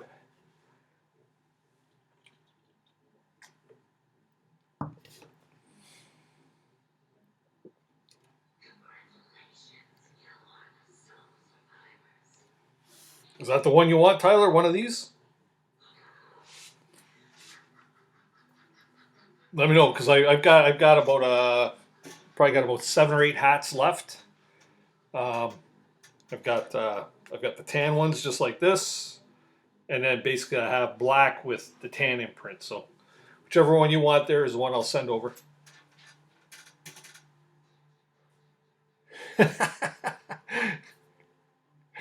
Yeah, Wolfie's got to find a good spot for leaks. His puppy's got a pee emergency. What about morel? Yeah, you know what? Mushrooms scare the crap out of me. I'm not a huge mushroom guy. Um, I'm not a huge mushroom guy, but the one kind of mushroom I like I don't like the ones that you get in the grocery stores around here and stuff like that. If I'm going to eat something as a wild mushroom, but I'll tell you, sure as hell better be a good one. But when we go up north and we're canoeing and stuff like that, we always come across these mushrooms on, well, not always, but often we'll come across mushrooms on a portage trail, and they're called lobster mushrooms. And what they look like is sort of like a red lobster tail. They're very distinctive in their appearance, and they're very, very, very easy to identify because there's not a lot of mushrooms out in that area that are harmful mushrooms that look like that. So, and basically what we do with them is we give them a really good cleaning, of course, get any dirt off them and stuff like that. And then we'll either, like, when we go on canoe trips, we'll bring a couple peppers, and we'll bring a couple of onions or something like that to have with like steak and fish or stuff of fish. And we'll chop it up really fine, and then we'll fry it up with the onions and stuff. And it's beautiful. Like, for a guy that doesn't like mushrooms, it turns out really good. So, yeah, look them up. Look them up on YouTube or online there, and you'll see how they're really, really neat looking. And the reason we discovered these, we were on a canoe trip about 4 or 5 years ago, and we were camped at this campsite on the lake, but it run along a logging road. And these guys come and they happen to stop at our camp because it was like a swim area. And we got chatting with these guys, and these guys had about 4 or 5 of these big styrofoam coolers in the back of their truck. And we got shooting the shit with them, and it's like one thing led to another, and it's like, yeah, what's in the tote boxes, right? Thought maybe they might have had some beer for us, right? But no, it turned out these guys go out and they know where to look for different kinds of mushrooms, and they would harvest these things and take them to Toronto and sell them to the restaurants. And that's how we got to learn about these mushrooms, which are called lobster tails, and another one called it's like lion's mane. I think the lion's mane mushroom. Which, yeah, there we go. JP Outdoors is just. And actually, you got one of your videos. Yeah, I remember that one there with the lion's mane. But I guess they're really good. Turkey tails, I find them all the time around here. They're usually on fallen oaks. Don't know what the hell to do with them. I guess you can boil them if they're young. But let's say I'm not a mushroom lover, so. Kildare says the morels are popping up all over the place there. Morel mushrooms go for like $25 US a pound, and they grow out where I live. Look, people are ridiculous amount of them. That's those little mushrooms. They're like shaped like a torpedo. Those how do you say that? Morel mushrooms.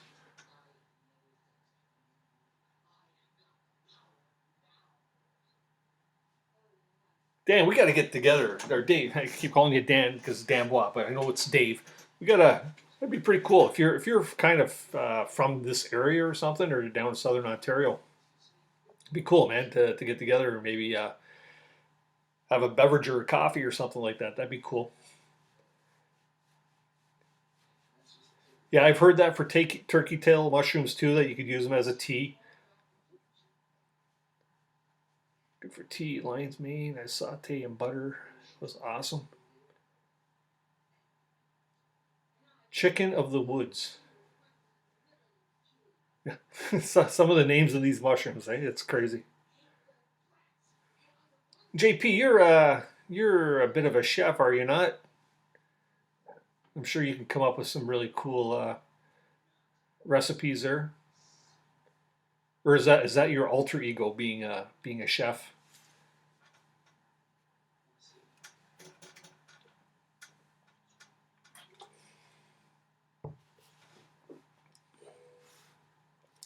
So chicken of the woods, is that something that they would call it because it tastes like chicken? On oak trees, also look for chicken of the woods. Another easy one to identify, bright orange shelf mushroom. Oh, okay, okay.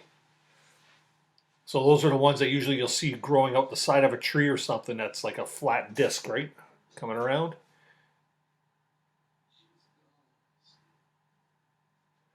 Oh, you're okay. So you're up around Sault Ste. Marie. You know what? The closest I've been canoeing up there is up Mizanabi area. Been up there many times canoeing. Like right, we take the old bud train in and get off the bud train at a lake called Bulcow Lake. I know that's not really close to you, but it's closer than probably most of the other places I've been. And but yeah, we've canoed all the headwaters of the Mizanabi River. You got Crooked Lake, Dog Lake, Lake Mizanabi, um, Bulcow, Agnes, the Upper Mizanabi River. There's the whole big loop up there. Really, really cool spot. Beastly, the puffs. I've had them. Um, the puff balls, right? They're pretty good. First time, when I was a kid, I used to find them, and they were cool to pick them up and throw them against the tree, and they'd blow up, right? I didn't know you could eat them at that time, but now, yeah, I guess you could eat them. Bucktail says everything tastes like chicken. Yes, yes. Have you had the beef? Yes, it tastes like chicken.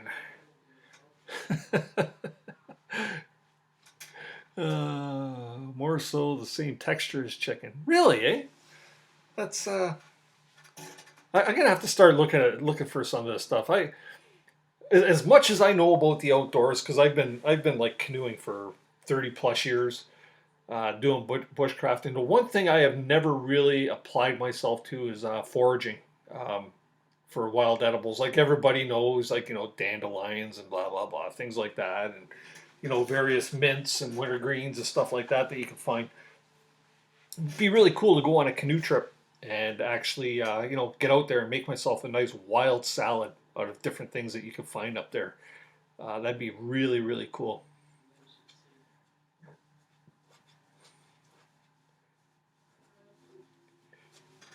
Yeah, I know that Sault Ste. Marie's a little off from Mizzenot, but I'm just saying that's the closest I've been to that area. It's nice up there. If I could move up there, man, I would. Are you are you fairly self-reliant up there, Dave? Is it you and your wife? I know.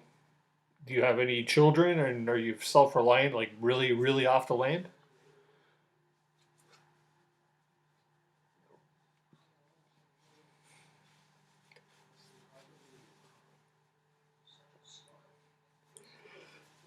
Yeah, JP, if you James, if you ever get up here, if you're able to get up here in the summertime, even for a weekend or something, man, I'll get you out there. We'll get out there canoeing, and when you get here or beforehand, let me know. I'll pick up some groceries, whatever you want. You could surprise me with something really cool out there. That'd be pretty cool. I know your steak challenge. You had to one up me there. I had the nice big prime rib steak, and what did you do? You did like beef medallions or something, right? Or tenderloins. That was cool. Jefferson, same here. Same here. I like my beef. Nothing better than a nice thick piece of steak or tender prime rib or something. You keep hearing me mention about having a Traeger wood pellet grill smoker. Um, I do, and I'm not trying to brag or anything, but I do a very, very nice beef brisket on there. Um, I usually do like a 10-hour beef brisket, and it's to die for. It just kind of melts in your mouth. Do a nice coffee and spice rub on it, and a thing that it gets a nice bark, and get my 3 layers of meat, and it's like just phenomenal. As a matter of fact, I have one in my freezer that I think I'm gonna pull out now that I'm talking about it and get that going. That'd be nice.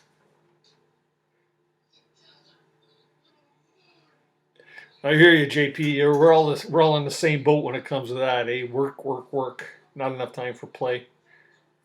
And leave me not bloody like you have and stay here in Niagara Falls, Canada. Yeah, for sure there, buddy. Beastly, I'm telling you, man, we got to get out. It's been a while. It's been a while. Actually, I really want to come over to your place one day, and maybe you and I can make me a flint striker. I want to. I want to make one, just something simple. I want to start practicing that skill of actually flint knapping or uh, starting fires with flint and char cloth and stuff like that, just to say I could do it.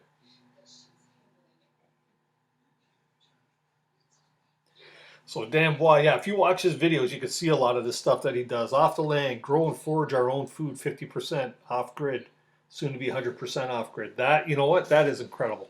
Um, I always say, you know what, with technology and killing our planet, that all you guys that are doing that, I know I follow Sean James. I'm sure you're familiar with him. My Self-Reliance. And what he's doing there with that cabin and stuff, I've watched him since he started building that cabin and everything else there with the outdoor kitchen and the outhouse and his sauna bathhouse now.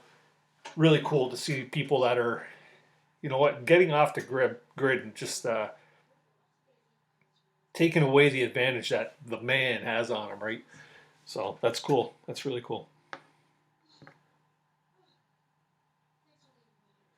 Same here, Jeff. Considering has some steak in the fridge. Yeah. Look at that. Hey, all of a sudden we're on the top. You guys want to talk about food? For this whole stream, my wife brought me down a nice piece of apple pie. And I've been staring at this thing since we've been going, but I don't want to be stuffing my face. I don't want to be stuffing my face with you guys all watching and making you all jealous. It's bad enough I got the beer going, right? At least I could drink that. So after the beer, maybe I'll go upstairs, make myself a nice hot coffee, and enjoy my apple pie with that. So Andrew on the go. Hey, buddy. Haven't seen you around much lately there in other chats and stuff. Thanks for popping in. Appreciate it. I guess that's why. You're on a break from work right now. So you got 10 minutes to kill with us. Hey, that's cool. Thanks. Appreciate you popping in. Yeah, Tyler. There you go. Tyler's been talking to me about getting a hold of you, Dave, at Beastly Ironworks about making a knife.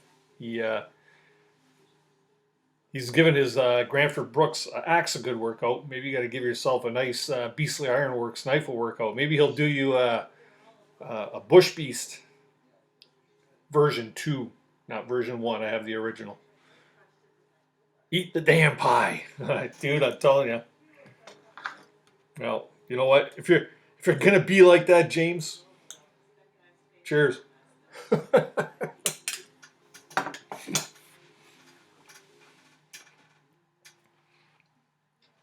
All you got to do, Tyler, is you got to come down here and get it.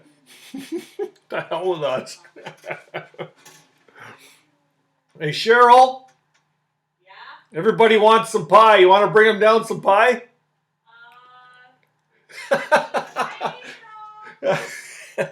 My daughter said she ate it all.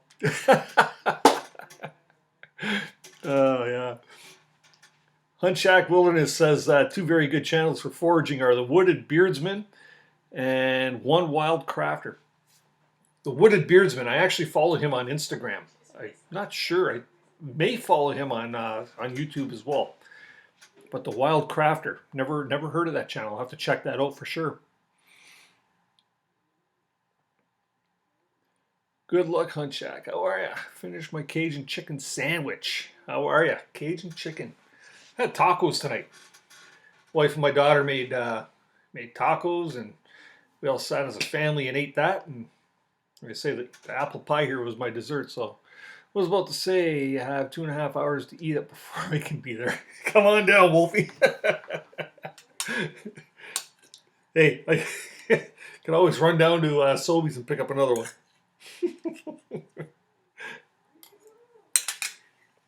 Mmm. Just like one of my videos, bacon.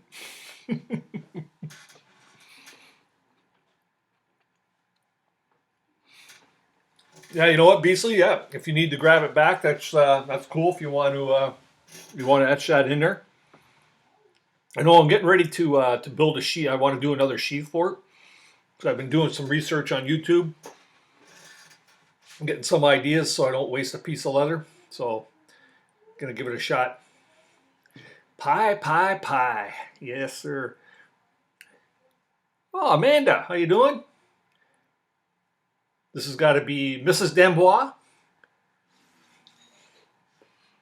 Dave is sick of me asking him to type things, so he sent me the link. Hey there. Yeah, Dave's getting finger cramps from typing so much. Eh? Welcome to the chat, Amanda. Thanks for popping in. Much appreciated. Sounds like a great dinner. It was a good dinner. You know, we do tacos probably once every 2 weeks or something. It's always good stuff. My wife always says, "What do you want for dinner?" And I go, "I don't know." And she said, "You're no big help." So it's like I'm easy to please as long as it doesn't have mushrooms. I'm not a huge pasta guy either, but I eat pasta because my wife loves pasta, so that's good stuff.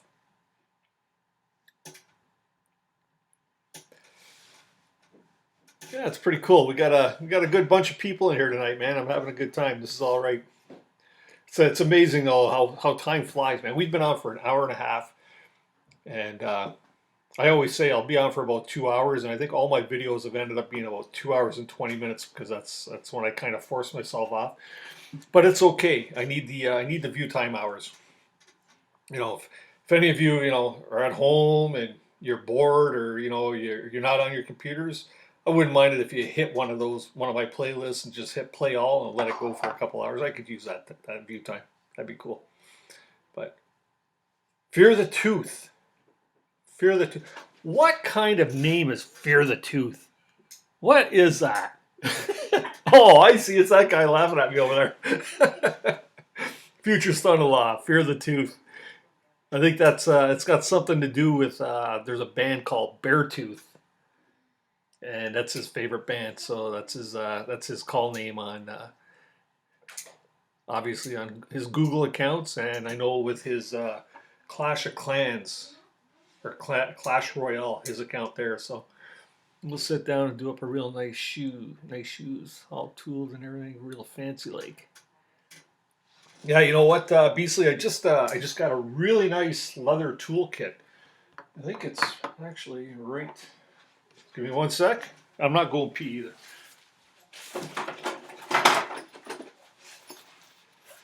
So I got this killer deal on Amazon. Anybody ever got like anybody ever picked up an Amazon mistake? Yeah. And let me explain. Where you go and you've researched the hell out of products on YouTube or on Amazon, right? You research the hell out of things, and all of a sudden you see a same product come up somewhere, and the price is just ridiculously low. Okay, so I've been wanting to do some leather work. I bought a roll of leather, and I got some stitching stuff and things like that.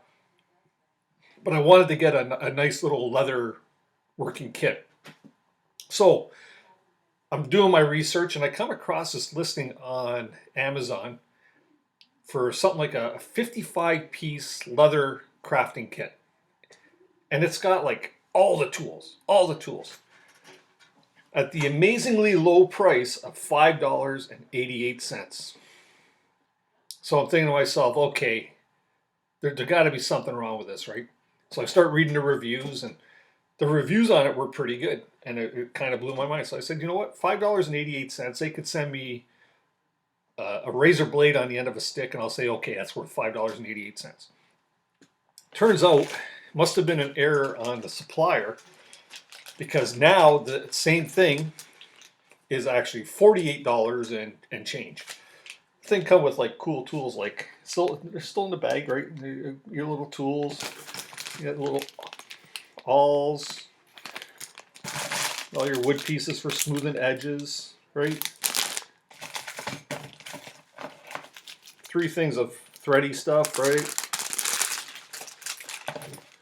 More tools, your punchers for your stitching. There's needles, there's emery boards, little scissors, another sewing awl, a tape measure, and get this, all your die punches. A whole so I'm thinking that obviously typo error. Whoever inputted their information when they were doing their listing on Amazon, they inputted it incorrectly. Well, I was fortunate enough to get one. But me being the swell guy I am, and no, I didn't tell them that they were charging too cheap. I get the product, and it's missing. You know how they have their listing on the side, and it's got like a whole bunch of pictures and stuff to show what you're getting. Well, it turns out that there were 8 tools missing, and they were 8 of the bigger tools. So I contact them, and they go, "Oh, sorry, we must have sent you the wrong kit. Let us send you what you're getting." So I'm just waiting now to see what they're going to send me. All I wanted was the 8 tools that were missing, but I guess you can't look a gift horse in the mouth, right? Saying that for $5.88, I'm sure I got, I probably got the $50 worth, because that's what it's going for now. But kind of lucked out there where I hit a little gold mine. Sometimes these things happen, right? So that's pretty cool. So now I want to play with the leather kit. Beastly Ironworks, he's the guy who made one of my bushcrafting knives. Made me a nice sheath for it, but the leather's a little thin, and the closure with the buckle on it kind of makes it hard to access the knife. I want a sheath that I could just slide the knife into. It'll kind of lock in there. But yeah, we'll hammer one of them out there, and yeah, we'll have a good night doing it, man. What the hell? But I really want to try swinging a hammer with you. That'd be pretty cool. Jefferson says hi to Fear the Tooth. Maxwell's his name. We'll hit the playlist for you tonight. Chasing Guns, that'd be cool, man. If you want me to do the same for you, I'd love to do it if you're trying to get some view time hours for sure. Sucks up my bandwidth from Kojiko that we're ditching anyways, so. Huntsack Wilderness Experience. Up here, there's an airline called Bear Paw. Cool. Or do they fly you into the back country? Hunt Shack, are you familiar with Manitou Weather Station? Got a bunch of friends that go up there, and I know that's kind of around the Thunder Bay area. But Manitou Weather Station, there's a resort up there, and my buddy is friends with one of the owners, and they go up there and they do work, and then they stay there for like 2 weeks and enjoy it up there. And I understand it's like phenomenal. They're heading up there in a few weeks to do some work, and like a week of work and a week of play. And they keep asking me to go, but man, I just can't. I can't pull myself away for 2 weeks. I have too many things going on this summer, like a wedding and stuff like that. So. Where's that link? You know what, Killdeer? I'll put the link in the description below this video when this video posts live. Unfortunately, like I say, they must have caught their mistake. It's no longer $5.88. It's up to $48. But you know what? For the kit that you get, I think it is well worth the $48 even. There's a lot of tools in there with all the decorative punches, and it's got the little piercing rollers, and it's even got like I think an 8 or 9 piece stitching kit, like the needles with the curved needles, and I don't even know what to do with half the tools. I'll be honest with you, I've never worked leather in my life, but I've been watching a lot of YouTube videos and I'm learning. So, but I'll put that link. I'll get the link to it, a short link, and like I say, even at $48, if you buy one, that's cool. And by buying something through any Amazon link I have in my descriptions, it helps out. Obviously, I get a little commission from Amazon for any sales that are made through that. And I just got a notification from Amazon saying that if you don't reach 3 sales in a 3-month period, they'll pull the account. I've got 3 sales on there, only 2 that they consider qualifying, right? So I have 1 qualifying one that I made like a whole $22 off of that. I'll probably never see anyways, right? But yeah, I could use any sales. If you guys ever need to buy any camping gear, just jump on a link through my description and make a purchase. That would really help me out there, just to keep that Amazon associate link going. JP Outdoors, next on your list is Kydex, project-wise. You know what? Talk to or check out some of Jim's video at Knight's Armory. You can see him higher up in the chat, or look up his YouTube channel. But Jim has a knife shop on Sundays at a flea market, and he builds a lot of knives, but he also does a lot of Kydex sheathing. So he might be a good one to check out for something like that. Does good work. Manitou is way to the west. Okay, yep. Like I said, I've never been to the Manitou. I understand it's like 100-kilometer long lake or something, but it's got a couple or really nice resort on it, and that's where they go all the time. I think what they do is they fly from southern Ontario here up to out of Hamilton. They fly up to Thunder Bay, and then from Thunder Bay they rent a car and they drive down to the launch, picked up there. Southern Bassin, how you doing, buddy? You went fishing today and slayed them, eh? Where'd you go fishing? Herbert T. Outdoors, what's up, everyone? Hey, Herbert, thanks for coming out. Much appreciated. We're just doing a little chat here about this, that, and the other thing.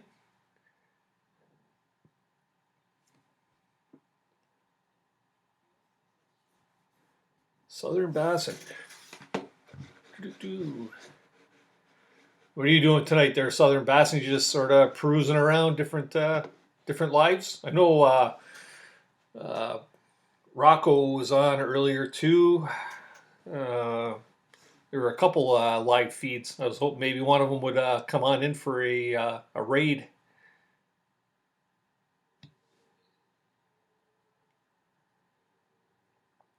Yeah, Beasley, I'll let you know. Well, like I said, I'll put the link to that particular where I got mine from. I'll do the short link and I'll put it in the description below so that if you want to check it out, because like I say, for $48, you're getting a pretty good toolkit. Like I think that's a really good starter toolkit for leatherworking. It's got a lot of the essentials.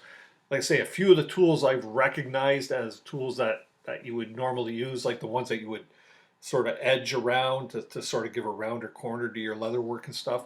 There were supposed to be a couple of them in there. They were missing that. But I think that they're coming in the mail anyways. So it's and like I say, if I didn't get it, I'll go back on Amazon and buy it, because like for what I got this for, I can always buy some more tools for sure. Same goes for my carving kits. I just recently got myself a long hook knife for doing cookses. Something I want to do this summer. I'm just trying to find myself a nice piece of birch that I can actually work with and build myself a nice kuksa.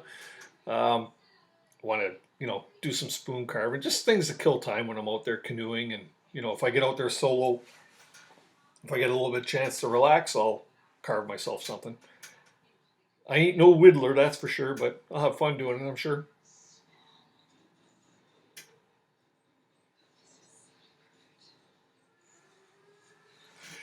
You know what, Herbert? YouTube is my only source for that. I heard some grumblings that YouTube might be putting a stop to that or something. You know what? If I didn't have Amazon links on there, really, I could care less. Like I've had it on there for 4 months now. Made a whopping $22. Certainly not in it for the money.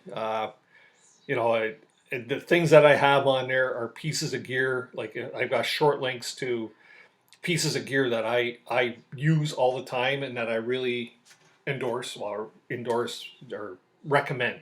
I guess that's the better way to put it. Pieces that I would recommend just because they're good quality things. Agawa Canyon, my Husqvarna axe, my water filtration system. It's just a few different things, right? So if I got rid of it, no big deal, for sure. Where's Bucktails? Did he sneak in the back door? No problem, James. No problem, man. They dropped you after 30. Why did they drop you? Was there a reason that they dropped you? Was it because you just only had on Amazon or on YouTube? And I suppose you're probably not heartbroken either, right?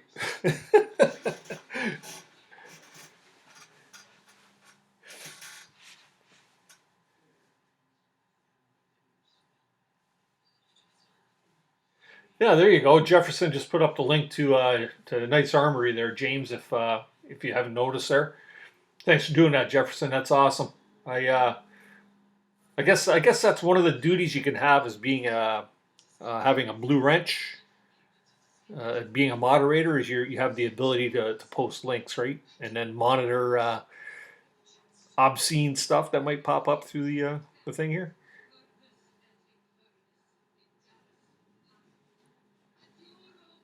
Herbert T Outdoors. You know what? I got my phone right here. Oh, look at that. We still have my phone here. I don't know if you can see it. We had an Amber Alert here in southern Ontario today. So I don't know. And it's still on my phone here. Wireless text Amber Alert. Child abducted. Peel police victim. Ethan Montrese, 5-year-old male, 41 pounds, 3 foot, wearing Batman pajamas. Suspect is the mother, Julia Morahan, 47-year-old, 130 pounds, 5 foot, blue shirt, black leggings, black boots, with fur and brown coat. Vehicle, a 2003 Toyota Matrix, gray in color. Ontario plate 379 WTM. If anybody catches that, I'll say that one more time. If you see a 2003 Toyota Matrix, gray in color, with Ontario plates 379 WTM, that's an Amber Alert that's going on. Check it out. Anyways, get that okay. And let's see here.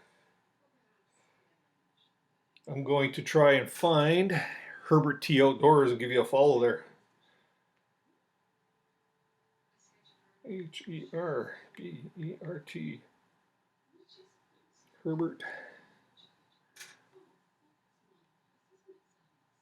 T. Sorry, man, I can't see nothing without my glasses on. Another thing about getting to be an old dude here, right? Hey, Jimmy's back from Knight's Armory. Herbert T. Dot. There we go, Herbert T. So that's Daniel, right? Gotcha, Daniel. I'm now following you, and man, you got some nice fish on there. Nice largemouth bass. Oh, you're a kayak fisherman, eh? Very good. Couple nice bucks on there. Check them out, guys. Check out Herbert T Outdoors. Let's see here. Here we go. So got you there, man. And you know what? I don't think I follow you on YouTube, so I will definitely get you followed on YouTube here as well. Beastly Ironworks says, monitor him. He's obscene. Yeah, you're obscene, man. I've been hanging out with you too long, and that hasn't been long enough. Hey, Cole Outdoors, how you doing, man? Good to see you. Good to see you. Thanks for coming out. I was on your live stream today 3 different times. I don't think there's anybody on YouTube that streams as much as Cole Outdoors does. Check him out. I know he's got a little funding thing going there, and here's a shout out for Cole Outdoors. He's got a little funding thing going on right now where he's trying to get himself a nice fishing kayak, I believe it is. So if any of you get on his any of his live streams and you have the ability to do a super chat, any support would be greatly appreciated there. So that's Cole Outdoors. Go check him out, guys. Give him a follow. I know I mentioned earlier that I don't think we had many people here that were above the 2,000 sub mark, but I believe Cole Outdoors is. So good channel. He likes to fish and get out there, and he's a good character, and I support you 100% there, Cole. So good stuff, buddy.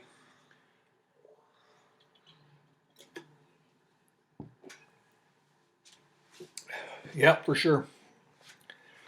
What do we have for numbers in the house here right now? It's funny. I can't even see what's going on here. I got my wife's computer just with the chat on there,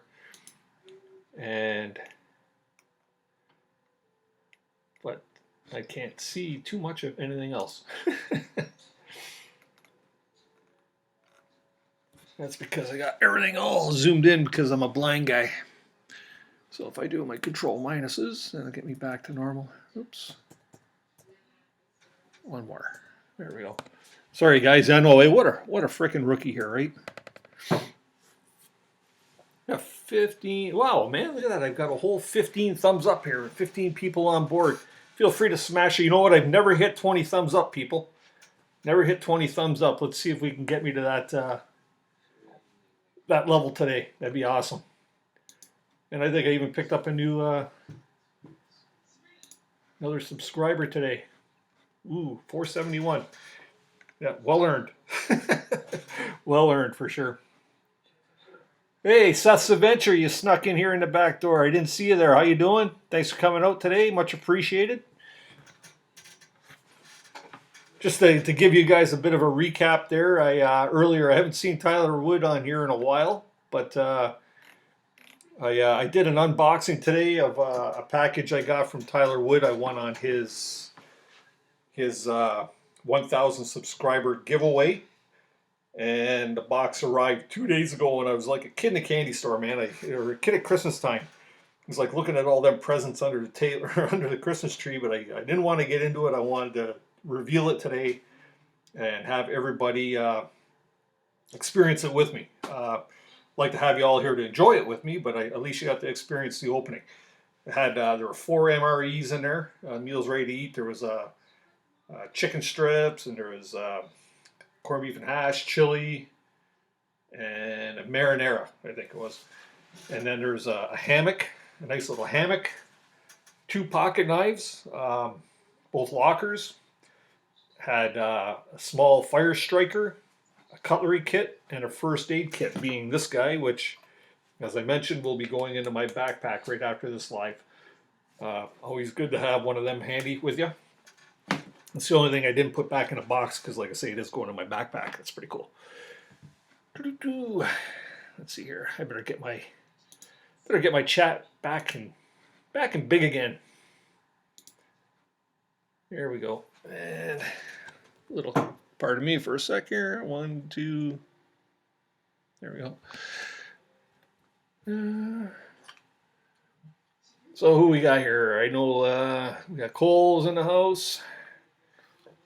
Oh, JP, talk to you soon. Dennis, package should be to you within a week. Thanks, man. You know what? You don't even have to. I appreciate your friendship, but that fire striker looked pretty sweet. Thanks very much, man. I appreciate it. Kildare, what do we got here? No, James. I'll be in touch with you there on Instagram too. There, I'll send you a couple PMs there, like we always do. Get back and forth. Maybe even get a chat going back and forth. I still have a hard time doing any selfies on my phone. For some reason, every time I try to put this thing in selfie mode, it turns around and it faults out the camera. So if I do a selfie, I have to do it on the front of the camera. I can't, or like on a regular camera, I can't do it that side. That's my story. I'm sticking to it. Yep. Herbert T Outdoors, you're tweeting me out. Thanks, man. That's awesome. It'd be cool to get a few more people in here. I don't think I've ever had my chat up over 20 people. Like I say, I've only got 471 subscribers. So, and as you all know, probably only, maybe 10% of your subscribers are people that actually do take activity and follow you and get involved, right?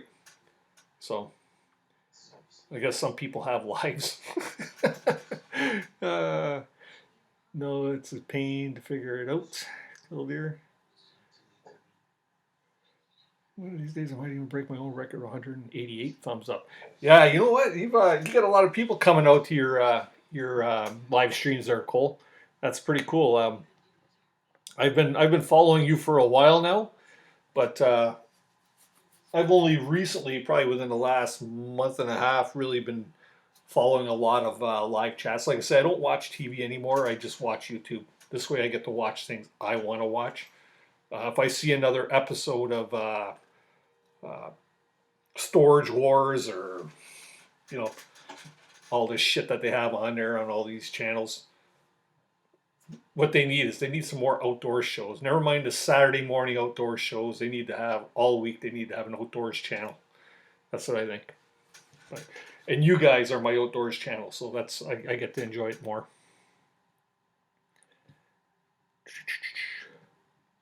What do we got here? Nice armory. Well, I'm off to bed, y'all. Dennis, you're awesome, brother. Keep up the awesomeness, my friend. You too, Jim. Thanks, man. I appreciate you popping out. As always, like I say, man, one day I'm going to get down to Florida. If you ever get up here and bring the family up to visit Niagara Falls, yeah, man, we definitely got to sit down and tip a couple of cold ones. Maybe crash that new drone of yours. No, only kidding. That thing does take cool shots, and I'm looking forward to see what you're going to do with that with your what you do and your knife making, and maybe you can maybe you could do like Amazon was going to do, start making knives and deliver them by drone, right? I think that's what Amazon had planned. So they wanted to do drone deliveries, drop it off right to your door within hours. So, anyways, thanks for popping in, buddy. I appreciate that. Thanks, Cole. I appreciate that. Share me out. I haven't got a community tab yet. I thought I think I had to have something like 10,000 subscribers or something. No, to get a community tab. Correct me if I'm wrong. I thought that's what I heard. Maybe it's 2,000 or 1,000. Who knows? But I do not yet have a community tab. Anybody else out there got a community tab?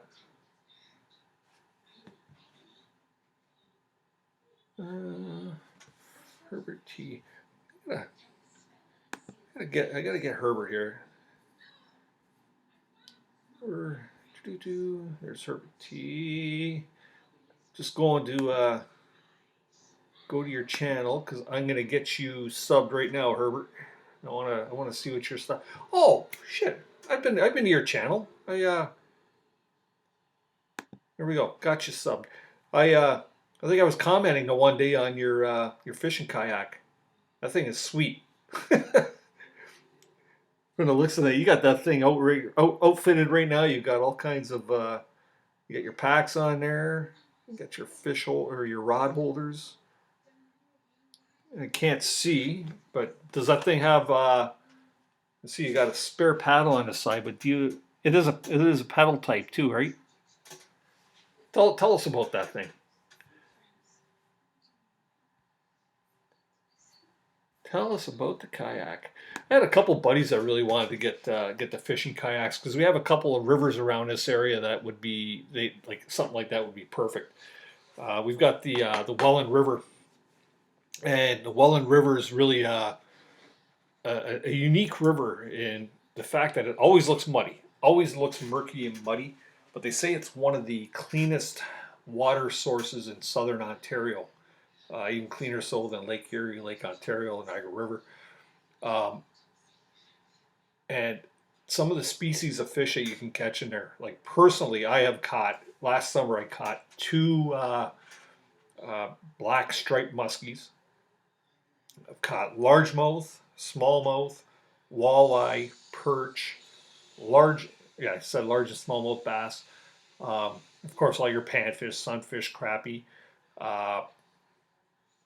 I don't know if northern pike, get northern pike in there. It's just it's crazy. It's crazy the amount of fish in there and the unique diversity of different species in there. I don't know if there's any trout. I probably wouldn't think that there would be any trout in there, but yeah. And I'm not talking like little catfish, channel cats, things like that. What do you call those ones? Bullfins. Caught them. I didn't catch a bullfin, but I've seen a big bullfin caught out of there. So there's all kinds of really, really cool fish in there. But I can't get past the fact of how murky the water looks, even though they say it's a clean source of water. I don't know if I eat the fish. I always just catch and release for there anyways. If I'm going to eat fish, I'll eat the fish I catch out of Lake Erie around here, Lake Ontario, or Niagara River. What do we got here? So Herbert T says you need 1,000 for the community tab. Okay, so yeah, I'll get there when I get there.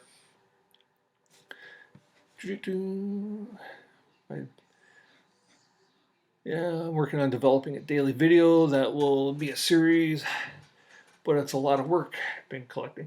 So I'll ask you guys a question there. I don't know if you've seen it done. I know a lot of guys get out there and they teach bushcrafting skills. I was thinking about just doing a series now. I'm putting it out there. I shouldn't be saying anything because somebody might like the idea and start doing it themselves. But I wanted to just start a sort of a weekly 10-minute bushcraft lesson series. It seems like some of my best videos are the videos where I'm actually teaching a craft or a skill.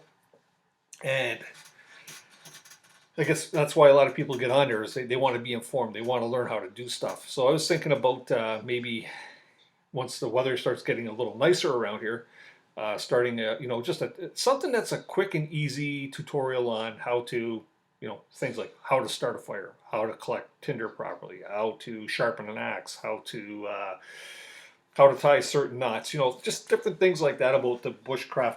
Maybe down the road, if I could learn enough from Dambois about foraging, maybe how to identify certain species or types of plant or vegetations that would be good to eat, things like that.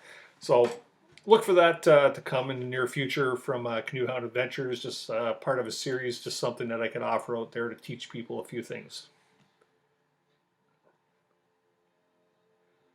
Ontario's, are you Michigan or New York?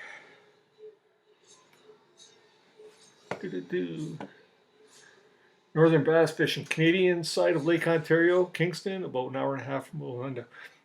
Yeah, you know what? I'm on the other side of the lake from you there, northern bass fishing. I'm I'm right at the mouth. Well, if I fish on Lake Ontario, I usually put in on the lower Niagara down around Queenston, and I'll blast down to the sandbar around the mouth of the I guess the mouth. I guess you would call it the mouth of the Niagara River, where it spills into Lake Ontario. A lot of great trout, salmon fishing around there. Really good walleye fishing, smallmouth bass along the shores and along the shoals. So that's pretty cool stuff. Get good fishing over there. Herbert, so yes, your kayak is a pedal kayak. Pedal on the side is for the shallows, okay, or the paddles on for the shallows. Yep.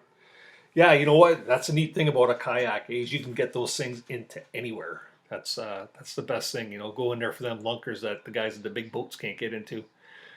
Hoping to do some Oneida, Lake Champlain for sure. Lake Ontario, giant smallmouth. Yeah, you know what? I love fishing for smallmouth up on Lake Erie. There's an area called Point Abino. There's some really good shoals out there, and I've gone out there and caught in a day. You can easily catch 10, 15, 5, 6 pound smallmouth bass, which is nice. Of course, we let all them go. Maybe keep the odd one or two for eating. But out of Lake Erie, I tend not to keep the bass so much for eating. I like to keep the perch. We'll go out there and limit out on perch all the time, which is really nice. And we're talking the nice big fat jumbos, anywhere from a pound to a pound and a half, even in some cases just over 2 pounds. Yes, 2 pound perch. And then of course walleye. Walleye fishing in Lake Erie is phenomenal. If you've got, if you know how to fish with dipsy divers or downriggers, but I tend to use dipsy divers, and we get out there, and it's not uncommon to go out there and catch your limit of walleye, varying in sizes depending on the time of year. But yeah, you can go out there and catch your limit, and it's in a couple hours, and we're talking really nice walleye. So, and I was reading a report there about walleye too, about 3 or 4 weeks ago. I guess they're estimating that in Lake Erie, they're estimating 60 to 70 million. Yeah, 60 to 70 million walleye. And the ministries are actually encouraging you to catch these things and keep them for consumption. One thing that they're finding with these in Lake Erie is that what they thought at one time was, these invasive species like gobies were getting to be a problem. They're actually now, the walleye and the bass and even the perch are now feeding on these gobies. They're recognizing them as a food source. So they're going to start, cutting down on the amount of gobies. But yeah, go out there, catch yourself some Lake Erie eyes for sure. Your stomach will not be disappointed. Who's doing a giveaway tomorrow? Who's doing a giveaway? I'm behind a bit here, Lake Champlain, but yeah. So Cole's asking who you think's going to win the giveaway. Are you doing a giveaway, Cole? Got your bucktails. Check you out, man. Yeah, for sure. Please do so. Leave a thumbs up and a comment for anybody that you are subbing today, guys and gals. Cole, you have a video on the community tab? No. Need killed your survival after you hit 1K. Just shows up. Yeah, I heard about that. I'm gonna swam on down here. Bucktails Outdoors says Squam Lake, New Hampshire is awesome. Smallmouth Lake.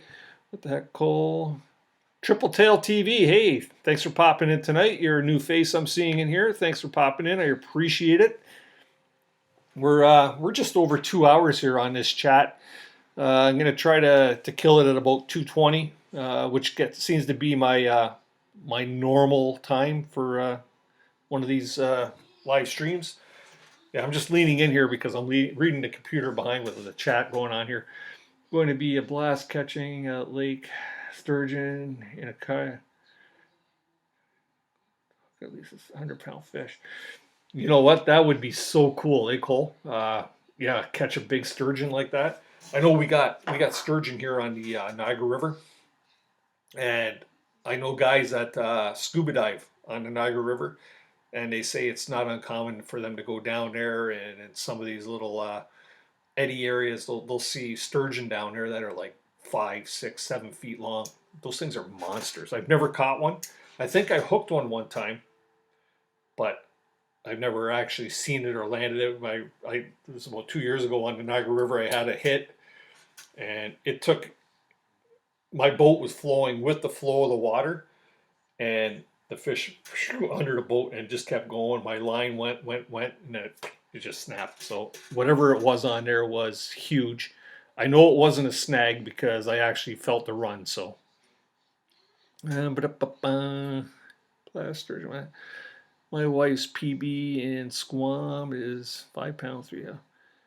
Personal best. Oh, her personal best smallmouth.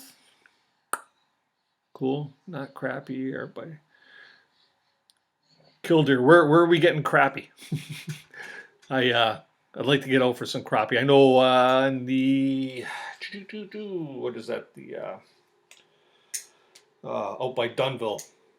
Well, I don't know where you're from, but Dunnville, Ontario. They got the Grand River, and there's some really good crappie fishing out there. I should try and get out there, but just got to find the time. Find the time.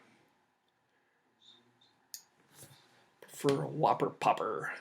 Actually, those poppers are one of my favorite baits for going after bass. Spinner baits are going to be killer too. Cole, do you make your own baits? I seen you were showing a few on your live feed today. I just wondering, do you make baits or do you just buy them? You guys do Chapo yet? Try the Chapo yet? No. Look at your cell all the way. Oh, was that you that texted me something there, Beasley? Let's see, what do we got here? Yeah, I see a couple. Let's see here. Emergency alerts. Oh, what is that you're making? Is that going to be the start of your stream? Oh, you started one already. Cool, dude. Mind if I show everybody? I just got a text from Beasley Ironworks, the guy who made one of my bushcrafting knives, the Bush Beast. And he's a hobbyist knife maker, blacksmith, I guess, bladesmith. I don't know all the terminology. I watch Forged in Fire, but that's about it. That's as far as I know.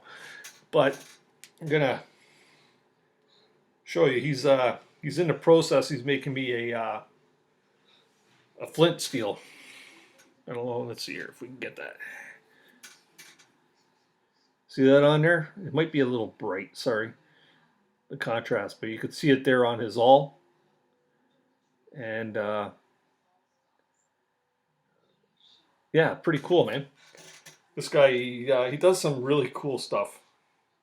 Love it. And a lot of his technique is very old school.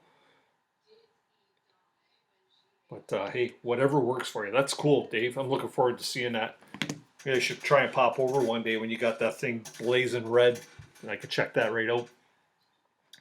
What do we got here? Look at your cell. Okay. Killdeer. Has it been that long? Record in Michigan is 200 pounds. I imagine the 200 pounds you're talking about the sturgeon still. Should be going after muskie on the Michigan River there, Lake St. Clair. Herbert T. Canoehound Adventures. Do you have a regularly scheduled live time? Herbert, yeah, I try to do Thursday evenings at 8 o'clock. This is actually only my 7th time I've been doing a live. So Thursdays at 8 p.m. Eastern Standard Time is the time I will be trying to maintain. Who knows when the summer hits? As things get a little busier, I might have a few times where I'll have to either miss or reschedule.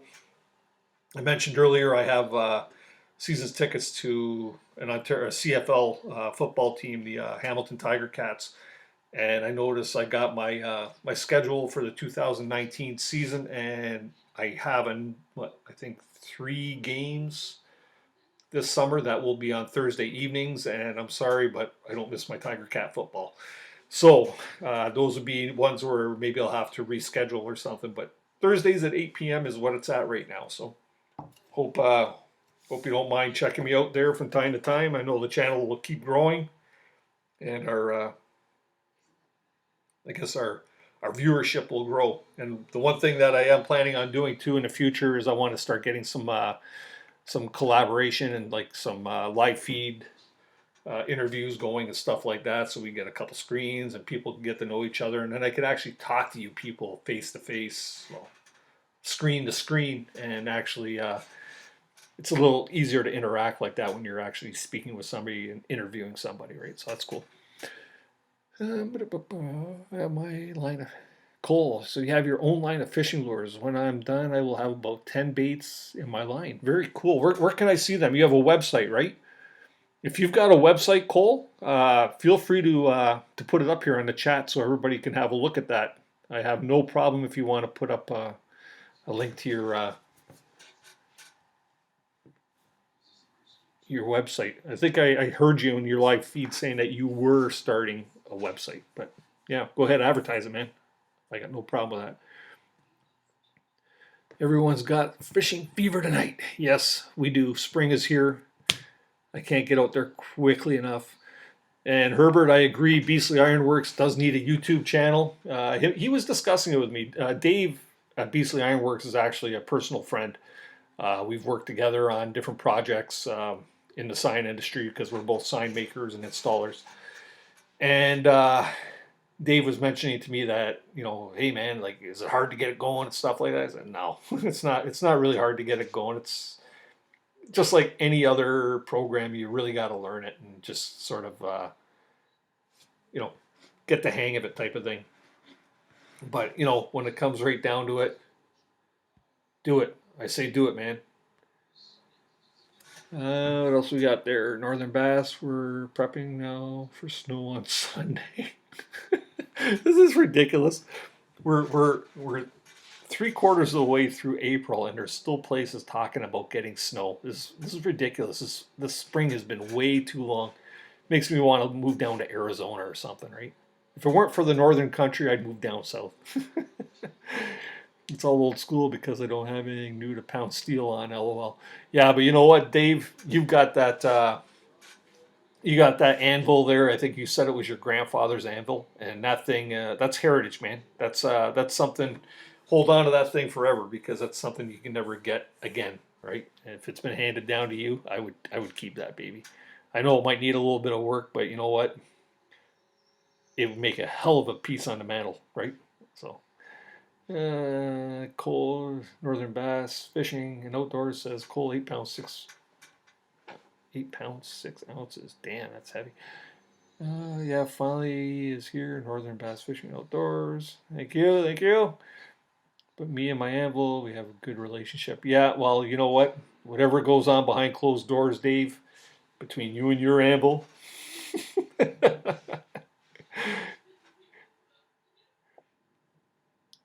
Lake Ontario, you're catching what, 6, 7 pound what, smallies? I can believe it. Big lake, big fish, right? I will catch a lot of muskie. I tend to catch them in the Oswald River. I catch 5 to 8 50+ inch muskie a year. Yeah, you know what? Nothing like catching a nice big muskie, especially when they're fat and they put up a good fight. I mentioned the ones that I catch around here. Uh, they're kind of really thin. They're long. I think I could post it on Instagram maybe later, but they were like, one was probably around 32 inches, and the other was probably around 34 inches, but they were quite thin. They were quite thin.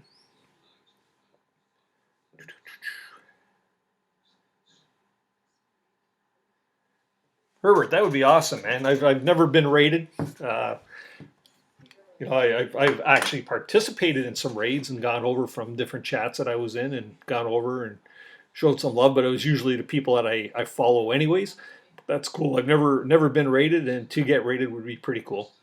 Like I say, it all helps towards the view time, right? But Herbert, do you do any live streaming at all yourself? If you do, let us know. You know what? Like I say, that's what this is all about here, eh? We can all get to know each other.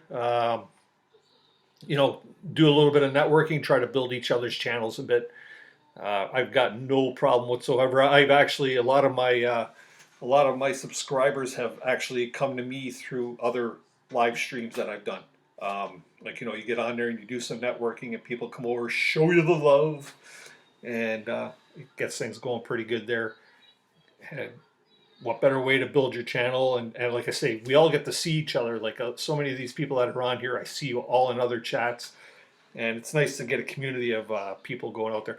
The ones I would really like to see, though, make appearances. I follow.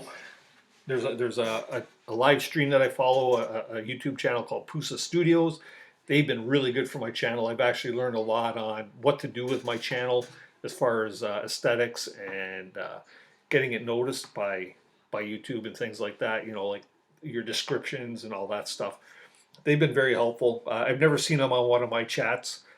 They probably don't even follow me for that matter. I follow them, but you know what? You can't expect everybody to follow you.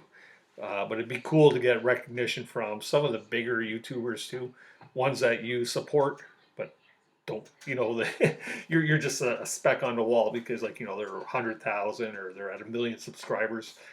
You watch them because you enjoy their content, but if they had to follow 1 million people back because it was a sub for sub, never going to happen, right?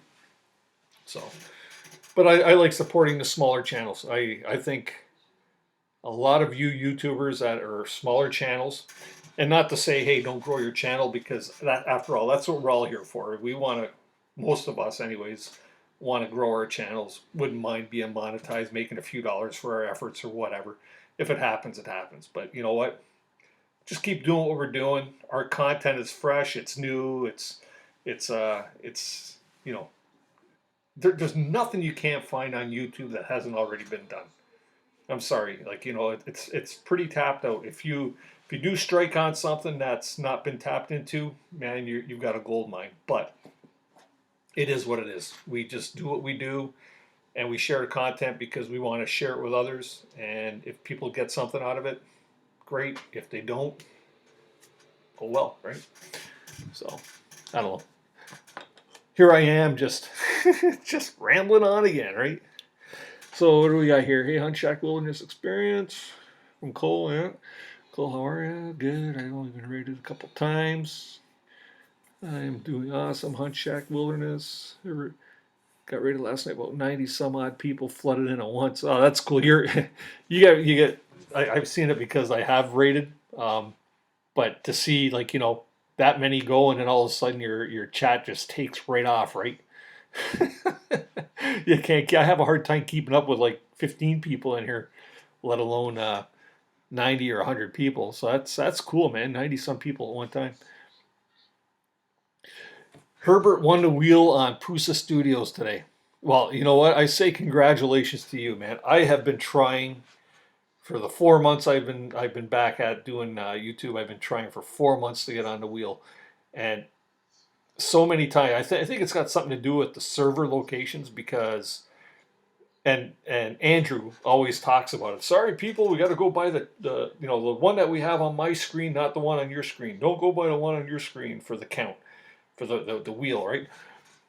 I have so many times had the right pick, but I'm not on his screen, and it's because I could be the first person to hit the 2 letters, right? It shows on mine, the first person, and I don't show up until like 25 down the list when he gets it going because I'll count it, right? And it's like it always seems to go like that. So I joking with Andrew the one day. I seen him on another chat. I said, "Dude," I said, "I've just given up on the wheel." He says, "Why? Why?" I go, I'll never make it. I'll just never get on there. So the fact that you got on there is awesome. You know what? I'm sure they probably gave you some really good advice because that's what they do. They actually give good advice, and I don't have to be on their wheel because I take their advice anyways and I apply it to my channel. Yeah, 1 million plus subscribers. Trying to get them to go live and read me. Wow, 1 million plus. Hey, that's crazy, man. You know what? To hit that kind of an accomplishment, 1 million plus subscribers, you got to really, really be doing something good. That's cool. You know what? Good for them. But I'm sure it didn't happen overnight either. I'm sure they've been at it for a few years. You look at a guy like Joe Robinette, who's been doing it for over 10 years, and Joe Robinette just surpassed 1 million like a month and a half ago. So, you know, it takes time. And there's YouTubers out there. I heard somebody talking about PewDiePie. Anybody heard of PewDiePie? I guess it's a gamer. And the guy's over 90 million subscribers. Can you imagine? Like that's a whole continent watching him. 90 million subscribers. Wow. That's half the US watching him. Boggles my mind. Boggles my mind.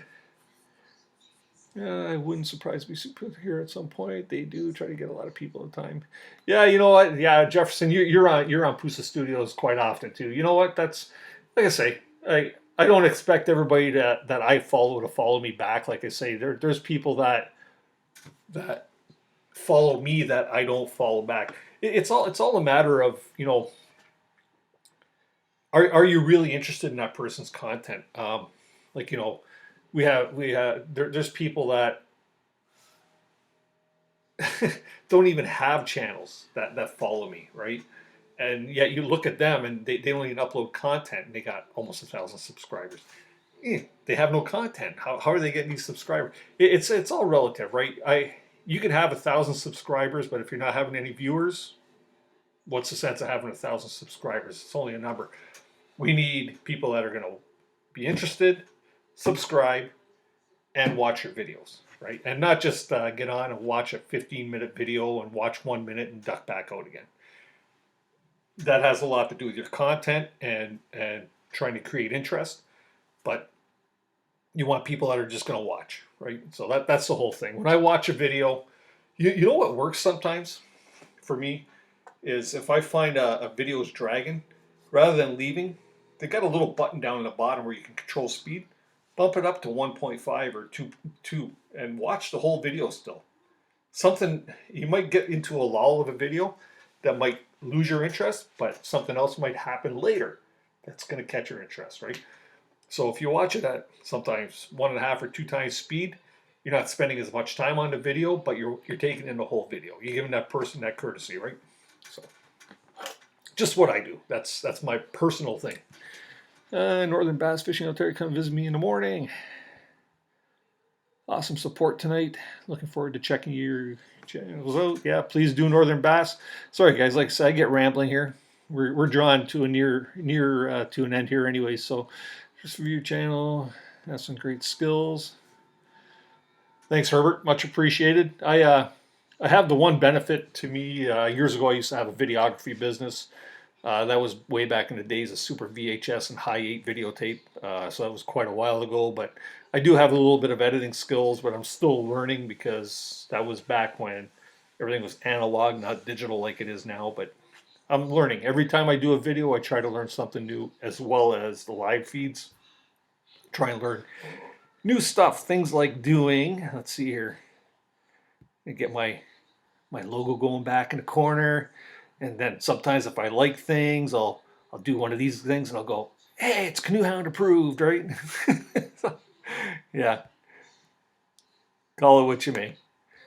And transition back. This OBS software is really cool stuff, so that's neat stuff. How do they keep up with the comments?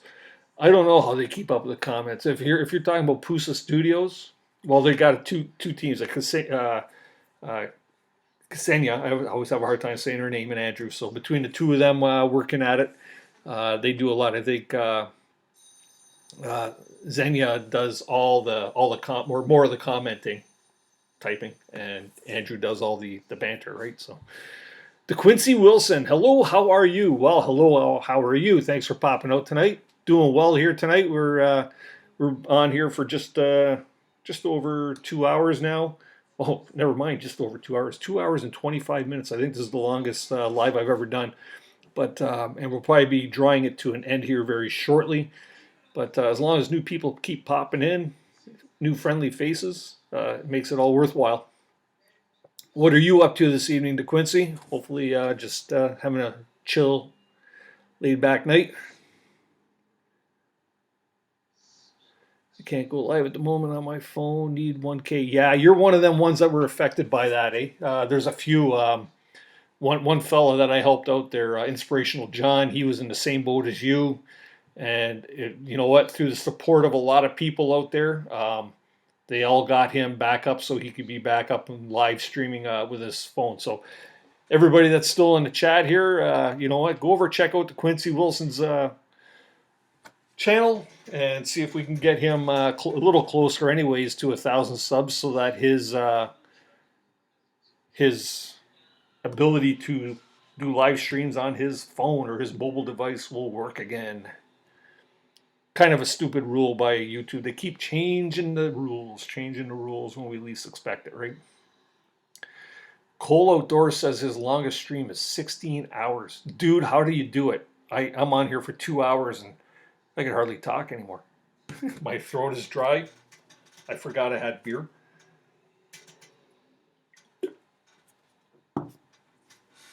But that's a long stream, 16 hours.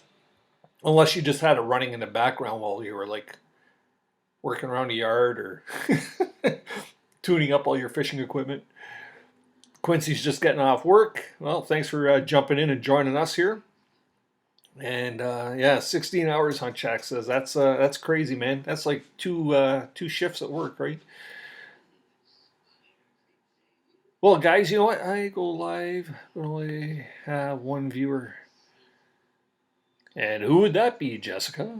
Oh, beer. Oh, is your beer still in the freezer? You better go get that and crack it open. Yeah. For those of you that are wondering what the hell I'm talking about there, Jessica said when I cracked my beer earlier, Jessica Smith said, I have one in the freezer. She's chilling it off. And don't you hate it when you forget your beer in the freezer and you go back there and the damn thing's blowing up in there? Or you go and open it and it just turns instantly to ice. Yeah, that sucks. Yeah, jeez. DeQuincy, I will go check out your site or your YouTube channel here right after this live because I got my setup here is really kind of screwy. Oh wait, there you are. And I'm gonna go to your channel right now.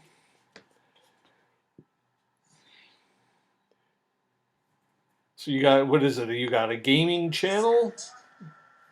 There you go. Triple Tail TV actually just subscribed to my channel here. I just seen come up. Thank you very much, Triple Tail, if you are live online with us here right now. Okay, so I'm gonna throw this question out there. Does anybody know of anybody that might be having a live stream that maybe we can go in and raid and give them a little bit of support? If anybody knows of somebody, let me know, and we'll go over and we'll do a Canoehound adventure raid and spend a bit of time with them. Da-da-da-da. You know what, Jessica? I'm going to, because you are a loved and trusted person within my community, you're going to get a wrench. There you go. Jessica, you now have a wrench. So, crack your beer. Here's the Jessica. Crazy stuff. Crazy stuff. Killed survival. Yeah, okay, so that's your first, Jess. Come on. That can't be your first one. I have to learn how to do pop-ups on OBS. OBS is a really cool software program, man. For something that's free, it's really stacked. I'm just learning it myself. This is, I think, my second or third stream with OBS. But like I say, I want to learn little bits at a time, like I do, just to continuously improve. I learned how to put the ticker going across, right? Slow, I don't know, it looks like it might be too slow. How effective, who knows? I got my logos up here. What else can I put on there? Video capture device. Oh no, that's my screen. Okay, but yeah, I was fooling around with how to pop up videos because eventually I want to put on there like little sample videos and stuff like that. But yeah, whatever. Put too much crap on there and it might cause people to lose interest, right? R5 Adventures. Oh, you know what? I follow R5 and I'm on a lot of their streams. So Jefferson, Jessica, what do you think? Should we go over and raid Crystal? Is it Crystal on or her husband?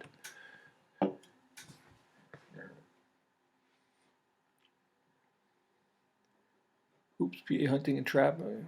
Oh, PA hunting and trapping's on too? Da-da-da-da. It's tough because I follow PA hunting and trapping too. Let's see. Let's call this a night because we're at an hour or 2.5 hours. I'm gonna say anybody that wants to join us can pop over to R5 Adventures. Say hi to Crystal and just let her know that this is a Canoehound Adventures raid. And for those of you that might be into PA hunting and trapping, if he's got a live going, go over there and pop in and say hi and tell them that this is a Canoehound Adventures raid. I'm going to try and pop on to both within a few minutes just to see what kind of activity there is. But on that note, I'm just going to say, everybody, I thank you very much for joining me tonight. I will be back again next Thursday at 8 p.m. Eastern Standard Time with maybe a couple of new tricks. I'm still going to work on the collaboration interview type of thing. And that would be awesome. Herbert, that's good if you want to head over to R5 Adventures. So I'm just going to call it that, and I will say this, and this is my tagline at the end of all my little my videos and live streams. Everybody, thanks for joining me, and remember, keep the adventures alive. See you on the next side. R5 Adventures. Go give them a shout.